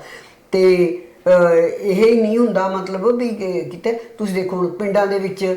ਮੜੀਆਂ ਅਲੱਗ ਕਰੋ ਜੀ, ਗੁਰਦੁਆਰੇ ਅਲੱਗ ਕਰੋ ਜੀ। ਕੋਈ ਦਲਿਤ ਭਾਈ, ਦੇਖੋ ਮਜ਼ਦੂਰ ਕਲਾਸ ਆ ਜਿਹੜੀ ਦਲਿਤ ਭਾਈਚਾਰੇ 'ਚੋਂ ਆਉਂਦੀ ਹੈ, ਹੈ ਨਾ, ਖੇਤੀ ਦਾ ਕਿੱਤਾ ਸਾਰਾ ਰਲ ਮਿਲ ਕੇ ਕਰਦੇ ਨੇ, ਤੇ ਉੱਥੇ ਕਈ ਵਾਰੀ ਉਹਨਾਂ ਦੀਆਂ ਦਿਹਾੜੀਆਂ ਪਿੱਛੇ ਜਾਂ ਕਿਸੇ ਪਿੱਛੇ ਬੰਦਿਸ਼ ਲਾ ਦਿੱਤੀ ਜਾਂਦੀ ਹੈ ਜੀ, ਇਹਨਾਂ ਨੂੰ ਖੇਤਾਂ 'ਚ ਨਹੀਂ ਆਉਣ। ਇਹ ਸਾਰੀਆਂ ਸ਼ਰਮਨਾਕ ਗੱਲਾਂ ਨੇ ਜਿਹੜੀਆਂ ਸਾਨੂੰ ਨਹੀਂ ਕਰਨੀਆਂ ਚਾਹੀਦੀਆਂ। ਜੇ ਅਸੀਂ ਆਪਣੇ ਆਪ ਨੂੰ ਗੁਰੂ ਦੇ ਸਿੱਖ ਕਹਾਉਂਦੇ ਹਾਂ ਤਾਂ ਸਾਨੂੰ ਉਹਨਾਂ ਸਿਧਾਂਤਾਂ ਦੀ ਪਾਲਣਾ ਕਰਨੀ ਚਾਹੀਦੀ ਹੈ। ਇਹ ਤੇ ਉਸ ਤੋਂ ਵੀ ਵੱਡੀ ਗੱਲ ਡਾਕਟਰ ਸਾਹਿਬ ਇਹ ਆ ਕਿ ਜਿਹੜੇ ਇੰਨੀਆਂ ਕੁਰਬਾਨੀਆਂ ਤੋਂ ਬਾਅਦ ਅਸੀਂ ਇਹ ਮੰਤਾਂ ਨੂੰ ਕੱਢ ਕੇ ਆਪਾਂ ਨੂੰ ਯਾਦ ਹੈ ਭਾਈ ਲక్ష్మణ ਸਿੰਘ ਵਾਲਾ ਜਿਹੜਾ ਐਪੀਸੋਡ ਹੋਇਆ ਜਾਂਡਰਾਂ ਬਣ ਕੇ ਜਿੰਦਾ ਸਾੜੇ ਗਏ ਜਿੰਨੀਆਂ ਕੁਰਬਾਨੀਆਂ ਕੀਤੀਆਂ ਗੁਰੂ ਕੇ ਬਾਗ ਮੋਰਚੇ 'ਚ ਕਿਸ ਤਰੀਕੇ ਨਾਲ ਲੋਕਾਂ ਨੇ ਸ਼ਹੀਦੀਆਂ ਪ੍ਰਾਪਤ ਕੀਤੀਆਂ ਡਾਂਗਾਂ ਖਾਧੀਆਂ ਤੇ ਫਿਰ ਉਹ ਲੋਕ ਜਦੋਂ ਆਪ ਪ੍ਰਬੰਧ 'ਚ ਆ ਗਏ ਤੇ ਉਹਨਾਂ ਨੇ ਵੀ ਮਤਲਬ ਲਗਭਗ ਕ੍ਰਿਤੀਆਂ ਮੁੜ ਕੇ ਲੈ ਆਂਦੀਆਂ ਸਮਝ ਲਓ ਆਪਾਂ ਨੂੰ ਇਹੀ ਕਹਿਣਾ ਚਾਹੀਦਾ ਕਿ ਉਹੀ ਕ੍ਰਿਤੀਆਂ ਮੁੜ ਕੇ ਲੈ ਆਂਦੀਆਂ ਇਹ ਅਸਲ ਜਿਹੜੇ ਜੂਝੇ ਜਿਨ੍ਹਾਂ ਨੇ ਇਹਨਾਂ ਸਿਧਾਂਤਾਂ ਲਈ ਲੜਾਈਆਂ ਕੀਤੀਆਂ ਉਹ ਤੇ ਹੁਣ ਚਲੇ ਗਏ ਦੁਨੀਆ ਤੋਂ ਜਿਹੜੇ ਉਹਨਾਂ ਦੇ ਮੈਂ ਇਹ ਨਹੀਂ ਕਹੂੰਗੀ ਇਹ ਉਹਨਾਂ ਦੇ ਪੈਰੋਕਾਰ ਨੇ ਸਗੋਂ ਇਹ ਜਿਹੜੇ ਹੁਣ ਦੇ ਜ਼ਮਾਨੇ 'ਚ ਕਾਬਜ਼ ਨੇ ਤਾਂ ਇਹ ਉਹ ਲੋਕ ਨੇ ਜਿਹੜੇ ਅੰਗਰੇਜ਼ਾਂ ਦੇ ਵੀ ਪਿੱਠੂ ਸੀਗੇ ਤੇ ਮੁੜ ਕੇ ਮਤਲਬ ਪਾਵਰ ਦੇ ਵਿੱਚ ਆ ਕੇ ਆਪ ਇਹਨਾਂ ਨੇ ਉਹ ਸਾਰੀਆਂ ਕੁਰੀਤੀਆਂ ਨੇ ਜਿਹੜੀਆਂ ਉਹ ਵਾਪਸ ਲੈ ਆਉਂਦੀਆਂ ਡਾਕਟਰ ਸਾਹਿਬ ਉਹਨਾਂ ਦੇ ਪੈਰੋਕਾਰ ਤੇ ਕੀ ਹੋਣਾ ਇਹ ਤੇ ਗੁਰੂ ਸਾਹਿਬ ਦੇ ਸਿਧਾਂਤ ਨੂੰ ਨਾ ਮੰਨਣ ਵਾਲੇ ਲੋਕ ਨੇ ਜਿਹੜੇ ਪੈਰੋਕਾਰ ਪੋਲਿਟਿਕਸ ਨੂੰ ਮੁੱਖ ਪੈਰੋਕਾਰ ਤੇ ਇਹ ਗੁਰੂ ਸਾਹਿਬ ਦੇ ਵੀ ਨਹੀਂ ਤੇ ਜਿਹੜੇ ਉਹ ਮਹਾਨ ਸ਼ਖਸੀਅਤਾਂ ਹੋਈਆਂ ਉਹਨਾਂ ਦੇ ਪੈਰੋਕਾਰ ਉਹਨਾਂ ਬਾਅਦ ਕੀ ਬਣਨਾ ਉਹਨਾਂ ਦੇ ਕੀ ਬਣਨਾ ਫਿਰ ਉਹ ਤੇ ਗੱਲ ਕਰਨ ਵਾਲੀ ਨਹੀਂ ਪਰ ਕਿਤੇ ਨਾ ਕਿਤੇ ਜਿਹੜਾ ਇੱਕ ਫਿਰ ਸਵਾਲ ਖੜਾ ਹੁੰਦਾ ਕਿ ਜਿਹੜੇ ਸਾਡੇ ਵਿਦਵਾਨ ਨੇ ਜਿਹੜੇ ਚੀਜ਼ਾਂ ਨੂੰ ਸਮਝਦੇ ਨੇ ਉਹਨਾਂ ਨੂੰ ਕੌਮ ਦੀ ਅਗਵਾਈ ਕਰਨੀ ਚਾਹੀਦੀ ਜਦੋਂ ਕਿਤੇ ਇਸ ਤਰ੍ਹਾਂ ਦਾ ਅੰਧਕਾਰ ਫੈਲਦਾ ਆ ਤੇ ਕੁਛ ਨਾ ਕੁਛ ਲੋਕ ਉਹਦਾ ਨੋਟਿਸ ਲੈਣਾ ਚਾਹੀਦਾ ਤੇ ਇਹਦੇ ਪ੍ਰਤੀ ਗੱਲ ਵੀ ਕਰਨੀ ਚਾਹੀਦੀ ਆਪਣੇ ਬੱਚਿਆਂ ਨੂੰ ਜਾਗਰਤ ਕਰਨਾ ਚਾਹੀਦਾ ਇਸ ਗੱਲ ਦੇ ਪ੍ਰਤੀ ਕਿ ਸਾਡੇ ਦੇ ਵਿੱਚ ਇਸ ਕਿਸਮ ਦਾ ਕੋਈ ਵੀ ਊਚ ਨੀਚ ਵਾਲਾ ਛਾਤ ਵਾਲਾ ਹੈ ਨਹੀਂ ਹੈ ਭਾਈਚਾਰਕ ਸਾਂਝ ਨੂੰ ਬਹੁਤ ਮਜਬੂਰ ਕੀਤਾ ਗੁਰੂ ਸਾਹਿਬਾਨ ਨੇ ਉਹ ਭਾਵੇਂ ਕੋਈ ਹਿੰਦੂ ਹੋਵੇ ਮੁਸਲਮਾਨ ਹੋਵੇ ਕੁਛ ਵੀ ਹੋਵੇ ਸਾਨੂੰ ਨਾ ਮਜ਼ਹਬ ਦੇ ਨਾਂ ਦੇ ਉੱਤੇ ਨਾ ਕਿਸੇ ਚੀਜ਼ ਦੇ ਉੱਤੇ ਕਿਸੇ ਦੇ ਨਾਲ ਵੈਰ ਵਿਰੋਧ ਕਰਨਾ ਅੱਛਾ ਡਾਕਟਰ ਸਾਹਿਬ ਇੱਕ ਲਹਿਰ ਆਈ 84 ਤੋਂ ਪਹਿਲਾਂ ਤੇ ਬਾਅਦ ਚ ਹਾਂਜੀ ਅੱਛਾ ਉਹ ਚ ਬੜੇ ਫਤਵੇ ਆਏ ਬਰਾਤ ਨਹੀਂ ਖੜ ਸਕਦੇ ਸਮਾਜ ਸੁਧਾਰਕ ਚੀਜ਼ਾਂ ਆਈਆਂ ਨਹੀਂ ਕਰ ਰਹੇ ਉਦੋਂ ਇਹ ਸਵਾਲ ਕਿਉਂ ਨਹੀਂ ਉੱਠਿਆ ਕਿ ਮੜੀਆਂ ਤੁਹਾਡੀਆਂ ਅਲੱਗ ਨੇ ਗੁਰਦੁਆਰੇ ਤੁਹਾਡੇ ਅਲੱਗ-ਅਲੱਗ ਕਿਉਂ ਨੇ ਨਹੀਂ ਦੇਖੋ ਉਦੋਂ ਮਤਲਬ ਜਿਹੜੀਆਂ ਖਾੜਕੂ ਸਭਾ ਵਾਲੇ ਲੋਕ ਜਿਹੜੇ ਸੀ ਉਹ ਜਿਹੜੀ ਲਹਿਰ ਸੀਗੀ ਉਹਦੇ ਵਿੱਚ ਆਮ ਬੰਦਾ ਨਹੀਂ ਸੀ ਪਾਰਟਿਸਪੈਂਟ ਹੈਨਾ ਉਹ ਵੀ ਇੱਕ ਤਰ੍ਹਾਂ ਦੇ ਨਾਲ ਕੁਝ ਫਿਊ ਲੋਕਾਂ ਦੇ ਹੱਥ ਦੇ ਵਿੱਚ ਸੀਗੀ ਤੇ ਜੇ ਉਹ ਆਪਣੇ ਆਪ ਨੂੰ ਗੁਰੂ ਵਾਲੇ ਕਹਾਉਂਦੇ ਨੇ ਉਹਨਾਂ ਨੂੰ ਇਹਨਾਂ ਗੱਲਾਂ ਵੱਲ ਵੀ ਧਿਆਨ ਰੱਖਣਾ ਚਾਹੀਦਾ ਮਤਲਬ ਸਾਡੇ ਤੇ ਜਾਬਤੇ ਤੇ ਲਾਏ ਗਏ ਨਾ ਜੀ ਕਿ 5 ਬੰਦਿਆਂ ਤੋਂ ਵੱਧ ਬਰਾਤ ਨਹੀਂ ਜਾ ਸਕਦੀ ਜਿਹੜਾ ਉਹ ਚੁੰਨੀ ਇਸ ਰੰਗ ਦੀ ਲੈਣੀ ਪੱਗ ਇਸ ਰੰਗ ਦੀ ਬੰਨਣੀ ਗਲਤ ਹੈ ਸਿੱਖੀ ਦੇ ਵਿੱਚ ਇਸ ਕਿਸਮ ਦਾ ਕੋਈ ਹੈ ਨਹੀਂ ਵੀ ਤੁਸੀਂ ਕਿਹੜੇ ਰੰਗ ਦੇ ਕੱਪੜੇ ਪਾਉਣੇ ਆ ਕਿਹੜੇ ਦੇ ਨਹੀਂ ਪਾਉਣੇ ਹੈਗੇ ਠੀਕ ਹੈ ਅਸੀਂ ਨੀਲਾ ਰੰਗ ਤੇ ਕੇਸਰੀ ਰੰਗ ਨੂੰ ਅਸੀਂ ਉਹਨੂੰ ਆਪਣਾ ਮੰਨਦੇ ਆ ਨਿਸ਼ਾਨ ਸਾਹਿਬ ਚੜਾਉਂਦੇ ਆ ਜਾਂ ਨਿਹੰਗਾਂ ਸਿੰਘਾਂ ਦੀ ਵਰਦੀ ਆ ਉਹ ਜਾਂ ਗੁਰੂ ਸਾਹਿਬਾਨ ਖਾਸ ਕਰਕੇ ਦਸਮ ਪਾਤਸ਼ਾਹ ਜ਼ਰੂਰ ਇਹ ਪਹਿਨਦੇ ਹੋਣਗੇ ਪਰ ਸਾਨੂੰ ਇਹ ਕਿਤੇ ਬਾਣੀ ਦੇ ਵਿੱਚ ਜਾਂ ਕਿਤੇ ਵੀ ਕੋਈ ਇਸ ਕਿਸਮ ਦੀ ਕਿਸੇ ਨਾ ਸਾਡੀ ਰਹਿਤ ਮਰਿਆਦਾ ਦੇ ਵਿੱਚ ਕਿਤੇ ਇਹ ਨਹੀਂ ਦਿੱਤਾ ਹੋਇਆ ਹੈਗਾ ਵੀ ਤੁਸੀਂ ਇਸ ਰੰਗ ਦੇ ਕੱਪੜੇ ਪਾਉਣੇ ਨੇ ਇਹਨਾਂ ਬਿਲਕੁਲ ਕਿਤੇ ਨਹੀਂ ਕਿਹਾ ਹੋਇਆ ਹੈਗਾ ਜਿਹੜੀ ਸਿਰ ਢੱਕਣ ਦੀ ਵੀ ਗੱਲ ਹੈ ਉਹ ਇਹ ਹੈ ਵੀ ਕਿ ਵੱਡਿਆਂ ਦੇ ਸਤਿਕਾਰ ਜਿਵੇਂ ਗੁਰੂ ਦੀ ਹਜ਼ੂਰੀ 'ਚ ਤੁਸੀਂ ਜਾਂਦੇ ਹੋ ਤੁਹਾਡਾ ਉੱਥੇ ਸਤਿਕਾਰ ਕਰਨਾ ਬਣਦਾ ਕਿ ਮਤਲਬ ਜਿਵੇਂ ਅਸੀਂ ਜੁੱਤੀ ਉਤਾਰ ਕੇ ਜਾਂਦੇ ਹਾਂ ਸਿਰ ਨੰਗੇ ਨਾਲ ਨਹੀਂ ਜਾਂਦੇ ਡਾਕਟਰ ਸਾਹਿਬ ਅਜੋਕੇ ਮਾਹੌਲ ਚੋਂ ਬਾਹਰ ਨਿਕਲਣ ਲਈ ਤੁਸੀਂ ਐਜ਼ ਅ ਸਕਾਲਰ ਕੀ ਸੁਜੈਸਟ ਕਰਦੇ ਹੋ ਵੀ ਕਿਸ ਤਰ੍ਹਾਂ ਦੇ ਲੋਕ ਅੱਗੇ ਆ ਸਕਦੇ ਆ ਜਿਹੜੇ ਇਸ ਅਧਿਕਾਰ ਤੋਂ ਸਾਨੂੰ ਨਿਜਾਤ ਦਵਾ ਸਕਦੇ ਆ ਕਿ ਸਾਨੂੰ ਟੇਕ ਰੱਖਣੀ ਚਾਹੀਦੀ ਆ ਵਿਦਵਾਨਾਂ ਤੇ ਕਿਉਂਕਿ ਉਹ ਫਿਲਾਸਫੀ ਨੂੰ ਸਮਝਦੇ ਆ ਜਾਂ ਜਨ ਸਧਾਰਨ ਤੇ ਜਾਂ ਕਿਉਂਕਿ ਜਨ ਸਧਾਰਨ ਦੇ ਲੋਕ ਬਹੁਤ ਪੜ੍ਹਦੇ ਨਹੀਂ ਉਹਨਾਂ ਨੂੰ ਪਤਾ ਨਹੀਂ ਜਿਹੜਾ ਹੁੰਦਾ ਸਕਾਲਰ ਹੁੰਦਾ ਜਾਂ ਵਿਦਵਾਨ ਹੈ ਉਹਦਾ ਕੰਮ ਹੈ ਲੋਕਾਂ ਦੇ ਵਿੱਚ ਜਾਗਰਤੀ ਪੈਦਾ ਕਰੇ ਤੇ ਬਾਕੀ ਜੋ ਵੀ ਕੰਮ ਹੋਣੇ ਹੁੰਦੇ ਨੇ ਨਾ ਉਹ ਜਦੋਂ ਤੱਕ ਜਿਹੜਾ ਗੁਰੂ ਮਹਾਰਾਜ ਨੇ ਸਾਰੀ ਸ਼ਕਤੀ ਦਿੱਤੀ ਜਨ ਸਧਾਰਨ ਨੂੰ ਹੈ ਜਦੋਂ ਤੱਕ ਜਨ ਸਧਾਰਨ ਜਾਗਰਤ ਨਹੀਂ ਹੁੰਦੀ ਆਪਣੇ ਹੱਕਾਂ ਦੇ ਲਈ ਆਪ ਨਹੀਂ ਮਤਲਬ ਖੜੇ ਹੁੰਦੇ ਹੈਗੇ ਉਦੋਂ ਤੱਕ ਇਹ ਸੁਧਾਰ ਲਿਆਉਣੇ ਮੁਸ਼ਕਿਲ ਹੁੰਦੇ ਨੇ ਦੇਖੋ ਜਿਹੜੀ ਜਿਹਨੂੰ ਆਪਾਂ ਖਾੜਕੂ ਲਹਿਰ ਕਹਿੰਦੇ ਆ ਜਾਂ ਕੁਛ ਵੀ ਕਹਿੰਦੇ ਆ ਉਹਨੂੰ ਸਟਰਗਲ ਕਹਿ ਲਈਏ ਹੋ ਸਕਦਾ ਉਹ ਕਿਉਂ ਨਹੀਂ ਸਕਸੈਸਫੁਲ ਹੋ ਸਕਿਆ ਉਹ ਇਸੇ ਕਰਕੇ ਨਹੀਂ ਹੋ ਸਕਿਆ ਕਿਉਂਕਿ ਉਹ ਜਨ ਸੁਧਾਰਨ ਦੀ ਲਹਿਰ ਨਹੀਂ ਸੀਗੀ ਉਹ ਕੁਛ ਵਿਊ ਲੋਕਾਂ ਦੇ ਹੱਥ 'ਚ ਸੀ ਜਿਨ੍ਹਾਂ ਨੇ ਮਤਲਬ ਹਥਿਆਰਬੰਦ ਧਰਮ ਦੇ ਮੀਨਿੰਗ ਆਪਣੇ ਹਿਸਾਬ ਨਾਲ ਰੱਖੇ ਹੋਏ ਸੀ ਉਹਨਾਂ ਨੇ ਹਿਸਾਬ ਨਾਲ ਰੱਖੇ ਹੋਏ ਸੀਗੇ ਬੰਦਸ਼ਾਂ ਜਿਹੜੀਆਂ ਜ਼ਬਰਦਸਤੀ ਥੋਪੜੀਆਂ ਹੁਣ ਤੁਸੀਂ ਦੱਸੋ ਸਿੱਖੀ ਸਿਧਾਂਤਾਂ 'ਚ ਕਿੱਥੇ ਧਰਮ ਦੇ ਨਾਂ ਤੇ ਕਿਸੇ ਦੇ ਨਾਲ ਵੈਰ ਵਿਰੋਧ ਕਮਾਉਣਾ ਦੱਸਿਆ ਹੋਇਆ ਕਿਤੇ ਜ਼ੁਲਮ ਨਾਲ ਲੜਾਈ ਹੈ ਸਾਡੀ ਡਾਕਟਰ ਸਾਹਿਬ ਕਿੱਥੇ ਤੇ ਉਹ ਸਮਾਂ ਜਦੋਂ ਬੰਦੀ ਸਿੰਘਾਂ ਨੂੰ ਲੰਗਰ ਛਕਾਉਣ ਲਈ ਟ੍ਰੇਨ ਦੇ ਅੱਗੇ ਬਹਿ ਕੇ ਕੁਰਬਾਨੀਆਂ ਦਾ ਦੌਰ ਸੀ 18ਵੀਂ ਸਦੀ ਦੀ ਆਪਾਂ ਗੱਲ ਕਰ ਚੁੱਕੇ ਆ ਉਸ ਤਰ੍ਹਾਂ ਦਾ ਮਾਹੌਲ ਸਿੱਖੀ 'ਚ ਕਿਉਂ ਨਹੀਂ ਆਉਂਦਾ ਆਪਾਂ ਗੱਲਾਂ ਤੇ ਬਹੁਤ ਸਿਧਾਂਤ ਨਾਲੋਂ ਆਪਣਾ ਮਤਲਬ ਸਿਧਾਂਤ ਨਾਲੋਂ ਵੱਧ ਅਸੀਂ ਆਪਣੇ ਸੈਲਫਿਸ਼ ਮੋਟਿਵ ਹੈ ਜਿਹਨੂੰ ਕਹਿ ਲਓ ਸਵਾਰਥ ਹੈ ਉਹਨੂੰ ਅੱਗੇ ਰੱਖਿਆ ਹੋਇਆ ਇਸ ਕਰਕੇ ਕਿਉਂਕਿ ਵਾਗਡੋਰ ਹੈ ਜਿਹੜੀ ਉਹ ਪੋਲੀਟੀਸ਼ੀਅਨਾਂ ਦੇ ਹੱਥ 'ਚ ਹੈ ਤੇ ਪੋਲੀਟੀਸ਼ੀਅਨ ਨੇ ਜਿਹੜੇ ਉਹਨਾਂ ਦਾ ਆਪਣੀ ਕੁਰਸੀ ਕਰਤਾਰ ਸਿੰਘ ਦੁੱਗਲ ਦੀ ਇੱਕ ਕਹਾਣੀ ਹੁੰਦੀ ਸੀ ਬਚਪਨ 'ਚ ਆਪਾਂ ਜਦੋਂ ਸਕੂਲ ਪੜ੍ਹਦੇ ਸੀ ਸ਼ਾਇਦ ਸਾਡੇ ਸਿਲੇਬਸ 'ਚ ਵੀ ਕਰਾਮਾਤ ਉਹਦੇ ਵਿੱਚ ਉਹ ਕਹਿੰਦੇ ਕਿ ਮੈਂ ਜਦੋਂ ਪੰਜਾ ਸਾਹਿਬ ਦੀ ਸਾਖੀ ਸੁਣਦਾ ਤੇ ਮੇਰੇ ਮਨ 'ਚ ਸ਼ੰਕਾ ਉਪਜਦਾ ਵੀ ਕਿੱਦਾਂ ਹੋ ਸਕਦਾ, ਹਾਂ, ਵੀ ਪੰਜਾ ਕਿੱਦਾਂ ਰੋਕ ਲਿਆ ਪਹਾੜ ਏਦਾਂ। ਹਾਂ। ਤੇ ਕਹਿੰਦਾ ਫਿਰ ਜਦੋਂ ਮੈਂ ਉਹ ਧਿਆਨ ਨਾਲ ਟ੍ਰੇਨ ਵਾਲਾ ਸਾਕਾ ਪੜਿਆ, ਹਾਂ, ਫਿਰ ਮੈਨੂੰ ਲੱਗਿਆ ਪਤਾ ਵੀ ਕਰਾਮਾਤ ਹੈ, ਕਰਾਮਾਤ ਕਿੱਦਾਂ ਹੁੰਦੀ ਆ, ਫਿਰ ਉੱਥੋਂ ਪਤਾ ਲੱਗਿਆ। ਹਾਂ, ਉਹਦੇ ਲਈ ਤਾਂ ਫਿਰ ਤੁਹਾਨੂੰ ਆਪਣੀ ਮਤਲਬ ਜਿਹੜੀ ਅੱਗੇ ਜਾਨ ਹੈ ਉਹ ਤਿਆਗ, ਪੈਂਦੀ ਹੈ, ਤਿਆਗ ਦੀ ਭਾਵਨਾ, ਦੂਜਿਆਂ ਦੇ ਤੋਂ ਕੁਰਬਾਨ ਹੋਣ ਦੀ ਭਾਵਨਾ, ਸਿੱਖੀ ਦੇ ਜਿਹੜੇ ਬੇਸਿਕ ਫੰਡਾਮੈਂਟਲ ਅਸੂਲ ਨੇ ਉਹਨਾਂ ਵਿੱਚ ਸੀਗੀ। ਜੇ ਤੋਂ ਅਸੀਂ ਦੂਰ ਚਲ ਗਏ, ਸਾਨੂੰ ਆਪਣੇ ਪਰਿਵਾਰ, ਆਪਣੇ ਬੱਚੇ ਸਭ ਤੋਂ ਅਹਿਮ ਲੱਗਦੇ ਆ, ਤੇ ਸਾਡੇ ਸਕਾਲਰਾਂ ਨੂੰ ਸ਼ਾਇਦ ਤਾਂ ਕਰਕੇ ਹੀ ਉਹ ਜੁਰਤ ਨਹੀਂ ਦਿਖਾਉਂਦੇ ਕਿ ਉਹ ਅੱਗੇ ਆਉਣ। ਹੁਣ ਜਦੋਂ ਅਸੀਂ ਨਾਂ ਲਿਆ, ਤੁਸੀਂ ਹੁਣ ਪੁੱਚਰ ਦਾ, ਦੂਜਿਆਂ ਦਾ, ਇਹਨਾਂ ਲੋਕਾਂ ਦੀਆਂ ਕਿੰਨੀਆਂ ਤਕੜੀਆਂ ਕੁਰਬਾਨੀਆਂ, ਤਾਂ ਹੀ ਅਸੀਂ ਤੁਸੀਂ ਦੇਖੋ ਪ੍ਰਿੰਸੀਪਲ ਤੇਜਾ ਸਿੰਘ ਦੀ ਤਨਖਾਹ ਨਾਲ ਉਹਨਾਂ ਦੇ ਪਿਓ ਦਾ ਕਰਜ਼ਾ ਉਤਰਨਾ ਸੀ, ਉਹਨਾਂ ਦਾ ਘਰ ਉਹਨਾਂ ਦੀ ਤਨਖਾਹ ਨਾਲ ਚੱਲ ਰਿਹਾ ਸੀ। ਉਹ ਸਾਰੇ ਇਸ ਕੁਛ ਦਾ ਰਿਸਕ ਲੈ ਕੇ ਚੱਲਦੇ ਨੇ, ਉਹ ਹੈ ਨਾ, ਜਾਂਦੇ ਨੇ, ਕਿਉਂਕਿ ਹੁਣ ਅੱਜ ਤੇ ਸੁੱਖ ਨਾਲ ਤਨਖਾਹਾਂ ਵੀ ਲੱਖਾਂ 'ਚ ਨੇ ਜੀ, ਸਾਡੇ ਪ੍ਰੋਫੈਸਰ ਸਾਹਿਬਾਨਾਂ ਦੀਆਂ, ਤੇ ਜੀਵਨ ਦੇ ਸਾਰੇ ਸੁੱਖ ਸਹੂਲਤਾਂ ਨੇ, ਤੇ ਦੂਜੇ ਪਾਸੇ ਉਹਨਾਂ ਦੇ ਸਾਹਮਣੇ ਹੀ ਸਾਰਾ ਕੁਝ ਜਿਹੜਾ ਉਹ ਖਸਤਾ ਹਾਲਤ ਵਿੱਚ ਹੋਵੇ। ਤੇ ਸਾਡੇ ਕੋਲ ਸਕਾਲਰ, ਮੈਨੂੰ ਨਾ ਪ੍ਰੋਫੈਸਰ ਭਾਰਦਵਾਜ ਬਹੁਤ ਯਾਦ ਆਉਂਦੇ, ਜਦੋਂ ਕਦੀ ਵੀ ਸਕਾਲਰਸ ਦੀ ਗੱਲ ਕਰਦੇ ਆ, ਵਿਦਵਾਨਾਂ ਦੀ ਗੱਲ ਕਰਦੇ ਆ, ਉਹ ਕਹਿੰਦੇ ਹੁੰਦੇ ਇਹਨਾਂ ਨੂੰ ਬੁੱਧੀਜੀਵੀ ਨਾ ਕਹੋ, ਇਹ ਇਹਨਾਂ ਦੀ ਬੁੱਧੀਹੀਣ ਨੇ, ਇਹ ਬੁੱਧੀਹੀਣ ਨੇ ਜਾਂ ਬੁੱਢੀਜੀਵੀ ਨੇ, ਇਹ ਬੁੱਢੇ ਹੋ ਚੁੱਕੇ ਆ, ਇਹਨਾਂ ਦੇ ਵਿਚਾਰ ਵੀ ਬੁੱਢੇ ਹੋ ਗਏ ਆ। ਸੋ ਕਿਤੇ ਨਾ ਕਿਤੇ ਮਿਹਣਾ ਹੈ ਸਾਡਾ ਇਹ ਸਕਾਲਰਸ ਨੂੰ। ਹਰ ਇੱਕ ਨੂੰ ਆਪਣੀ ਜਿਹੜੀ ਰਿਸਪੌਂਸਿਬਿਲਟੀ ਹੈ, ਜ਼ਿੰਮੇਵਾਰੀ ਦਾ ਅਹਿਸਾਸ ਹੋਣਾ ਚਾਹੀਦਾ। ਬੀਇੰਗ ਏ ਸਿੱਖ ਸਾਨੂੰ ਇਹ ਅਹਿਸਾਸ ਹੋਣਾ ਚਾਹੀਦਾ ਸਾਡੇ ਪਿੰਡਾਂ 'ਚ ਕੀ ਹੋ ਰਿਹਾ, ਸਾਡੇ ਡੇਰਿਆਂ 'ਚ ਕੀ ਹੋ ਰਿਹਾ। ਜੇ ਅਸੀਂ ਨਹੀਂ ਉਸ ਗੱਲ ਨੂੰ ਮਤਲਬ ਆਪਣੀ ਉਹਦੇ ਵਿੱਚ ਲਿਆਵਾਂਗੇ ਤੇ ਫਿਰ ਕਿਵੇਂ ਲੋਕਾਂ ਨੂੰ ਪਤਾ। ਜੇ ਅੱਜ ਅਸੀਂ 100 ਸਾਲਾ ਦਲਿਤ ਭਾਈਚਾਰੇ ਦੇ ਉਸ ਦਿਨ ਨੂੰ ਮਨਾ ਰਹੇ ਆ, ਤੇ ਸਾਨੂੰ ਆਪਣੇ ਅੰਦਰਾਂ 'ਚ ਝਾਤੀ ਮਾਰਨੀ ਚਾਹੀਦੀ ਆ। ਸਾਡੇ ਪਿੰਡਾਂ 'ਚ, ਸਾਡੇ ਕਸਬਿਆਂ 'ਚ ਜਿਹੜੀਆਂ ਸਾਡੇ ਸ਼ਮਸ਼ਾਨ ਘਾਟ ਅਲੱਗ-ਅਲੱਗ ਬਣੇ ਹੋਏ ਨੇ, ਤੇ ਜਾਤਾਂ ਦੇ ਆਧਾਰ ਤੇ ਗੁਰਦੁਆਰੇ ਬਣੇ ਹੋਏ ਨੇ, ਤੇ ਜਿਹੜੇ ਅਡੰਬਰ ਕਰਨ ਵਾਲੀਆਂ ਸੰਪਰਦਾਵਾਂ ਆਪਣੀ ਤਰ੍ਹਾਂ ਦੇ ਲੰਗਰ ਵਰਤਾ ਰਹੀਆਂ ਨੇ, ਉਹਨਾਂ ਤੇ ਨਕੇਲ ਕੱਸਣ ਦੀ ਲੋੜ ਹੈ। ਤੇ ਉਹਦੇ ਲਈ ਸਾਡੇ ਵਿਦਵਾਨਾਂ ਨੂੰ ਅੱਗੇ ਆਉਣਾ ਚਾਹੀਦਾ, ਲੋਕਾਂ ਨੂੰ ਚੇਤਨ ਕਰਨਾ ਚਾਹੀਦਾ, ਤੇ ਇੱਕ ਨਵੀਂ ਲੋਕ ਲਹਿਰ ਜਿਹੜੀ ਉਹ ਉਸਾਰਨੀ ਚਾਹੀਦੀ। ਇਹਦੇ ਲਈ ਮੈਂ ਇੱਕ ਗੱਲ ਹੋਰ ਵੀ ਕਹਾਂਗੀ ਕਿ ਜਿਹੜਾ ਸਾਡਾ ਦਲਿਤ ਭਾਈਚਾਰਾ ਵੀ ਹੈ, ਉਹਨਾਂ ਨੂੰ ਆਪਣੇ ਅਲੱਗ ਗੁਰਦੁਆਰੇ ਬਣਾਉਣ ਦੀ ਥਾਂ ਤੇ ਆਪਣੇ ਰਾਈਟਸ ਦੇ ਲਈ ਲੜਨਾ ਚਾਹੀਦਾ, ਉਹਨਾਂ ਨੂੰ ਅੱਗੇ ਆਉਣਾ ਚਾਹੀਦਾ, ਕਿਉਂਕਿ ਗੁਰੂ ਸਾਹਿਬ ਨੇ ਉਹਨਾਂ ਨੂੰ ਬਰਾਬਰ ਦਾ ਦਰਜਾ ਦਿੱਤਾ, ਉਹਨਾਂ ਨੂੰ ਕੋਈ ਨਹੀਂ ਰੋਕ ਸਕਦਾ। ਪਰ ਡਾਕਟਰ ਸਾਹਿਬ, ਜੇ ਗੁਰੂ ਘਰਾਂ 'ਚ ਹੀ ਲੜਾਈ ਪਾ ਲਾਂਗੇ ਕਿਰਪਾਨਾਂ ਵਾਲੀ, ਤੇ ਫਿਰ ਉਹ ਵੀ ਮਾੜੀ ਗੱਲ ਹੈ। ਜਿੱਦਾਂ ਕਰਦੇ ਆ ਗੋਲਕਲੀ ਲੜਾਈਆਂ ਤੇ ਅੱਗੇ ਬਹੁਤ ਹੋ ਰਹੀਆਂ ਨੇ, ਫਿਰ ਕਹਿਣਗੇ ਕਿ ਹੁਣ ਮਜਬੀ ਸਿੰਘ ਵੀ ਆ ਗਏ ਗੋਲਕ 'ਚ ਹਿੱਸਾ ਲੈਣ। ਅਸੀਂ ਇਦਾਂ ਦਾ ਮਾਹੌਲ ਵੀ ਨਹੀਂ ਚਾਹੁੰਦੇ। ਅਸੀਂ ਚਾਹੁੰਦੇ ਆ ਕਿ ਉਹਨਾਂ ਦਾ ਰਾਈਟਸ ਜਿਹੜਾ ਬਣਿਆ, ਜਿਹੜਾ ਸਾਨੂੰ ਗੁਰੂ ਸਾਹਿਬ ਨੇ ਸਿਧਾਂਤ ਦਿੱਤਾ, ਬਰਾਬਰੀ ਦਾ ਸਿਧਾਂਤ ਦਿੱਤਾ, ਉਹ ਉਹਨਾਂ ਦਾ ਹੱਕ ਹੈ। ਤੇ ਜਿਹੜੇ ਵੀ ਉਹਨਾਂ ਦੇ ਹੱਕਾਂ ਤੇ ਕੁੰਡਲੀ ਮਾਰ ਕੇ ਬੈਠੇ ਹੋਏ ਆ, ਉਹਨਾਂ ਨੂੰ ਇਸ ਗੱਲ ਦੀ ਸ਼ਰਮ ਹੋਣੀ ਚਾਹੀਦੀ ਆ, ਔਰ ਉਹਨਾਂ ਨੂੰ ਉਹਨਾਂ ਦੇ ਬਣਦੇ ਹੱਕ ਆਪਣੇ ਆਪ ਛੱਡ ਦੇਣੇ ਚਾਹੀਦੇ ਆ। ਨਹੀਂ ਤੇ ਮਹੰਤ ਤੇ ਅੱਜ ਦੇ ਪ੍ਰਬੰਧਕਾਂ 'ਚ ਕੋਈ ਫਰਕ ਨਹੀਂ, ਬਿਲਕੁਲ ਕੋਈ ਫਰਕ ਨਹੀਂ। ਅੱਜ ਦੇ ਪ੍ਰੋਗਰਾਮ 'ਚ ਇੱਥੇ ਹੀ ਸਮਾਪਤੀ ਕਰਦੇ ਆ। ਨਵੀਂ ਸੈਗਮੈਂਟ ਲੈ ਕੇ ਫਿਰ ਤੁਹਾਡੀ ਸੇਵਾ 'ਚ ਹੁਣੇ ਹੀ ਹਾਜ਼ਰ ਹੁੰਦੇ ਆ ਜੀ। ਬਹੁਤ ਬਹੁਤ ਧੰਨਵਾਦ ਡਾਕਟਰ ਸਾਹਿਬ ਤੁਹਾਡਾ, ਤੇ ਆਪਣੇ ਦਰਸ਼ਕਾਂ ਦਾ ਵੀ ਸਾਡੇ ਨਾਲ ਜੁੜੇ ਰਹਿਣ।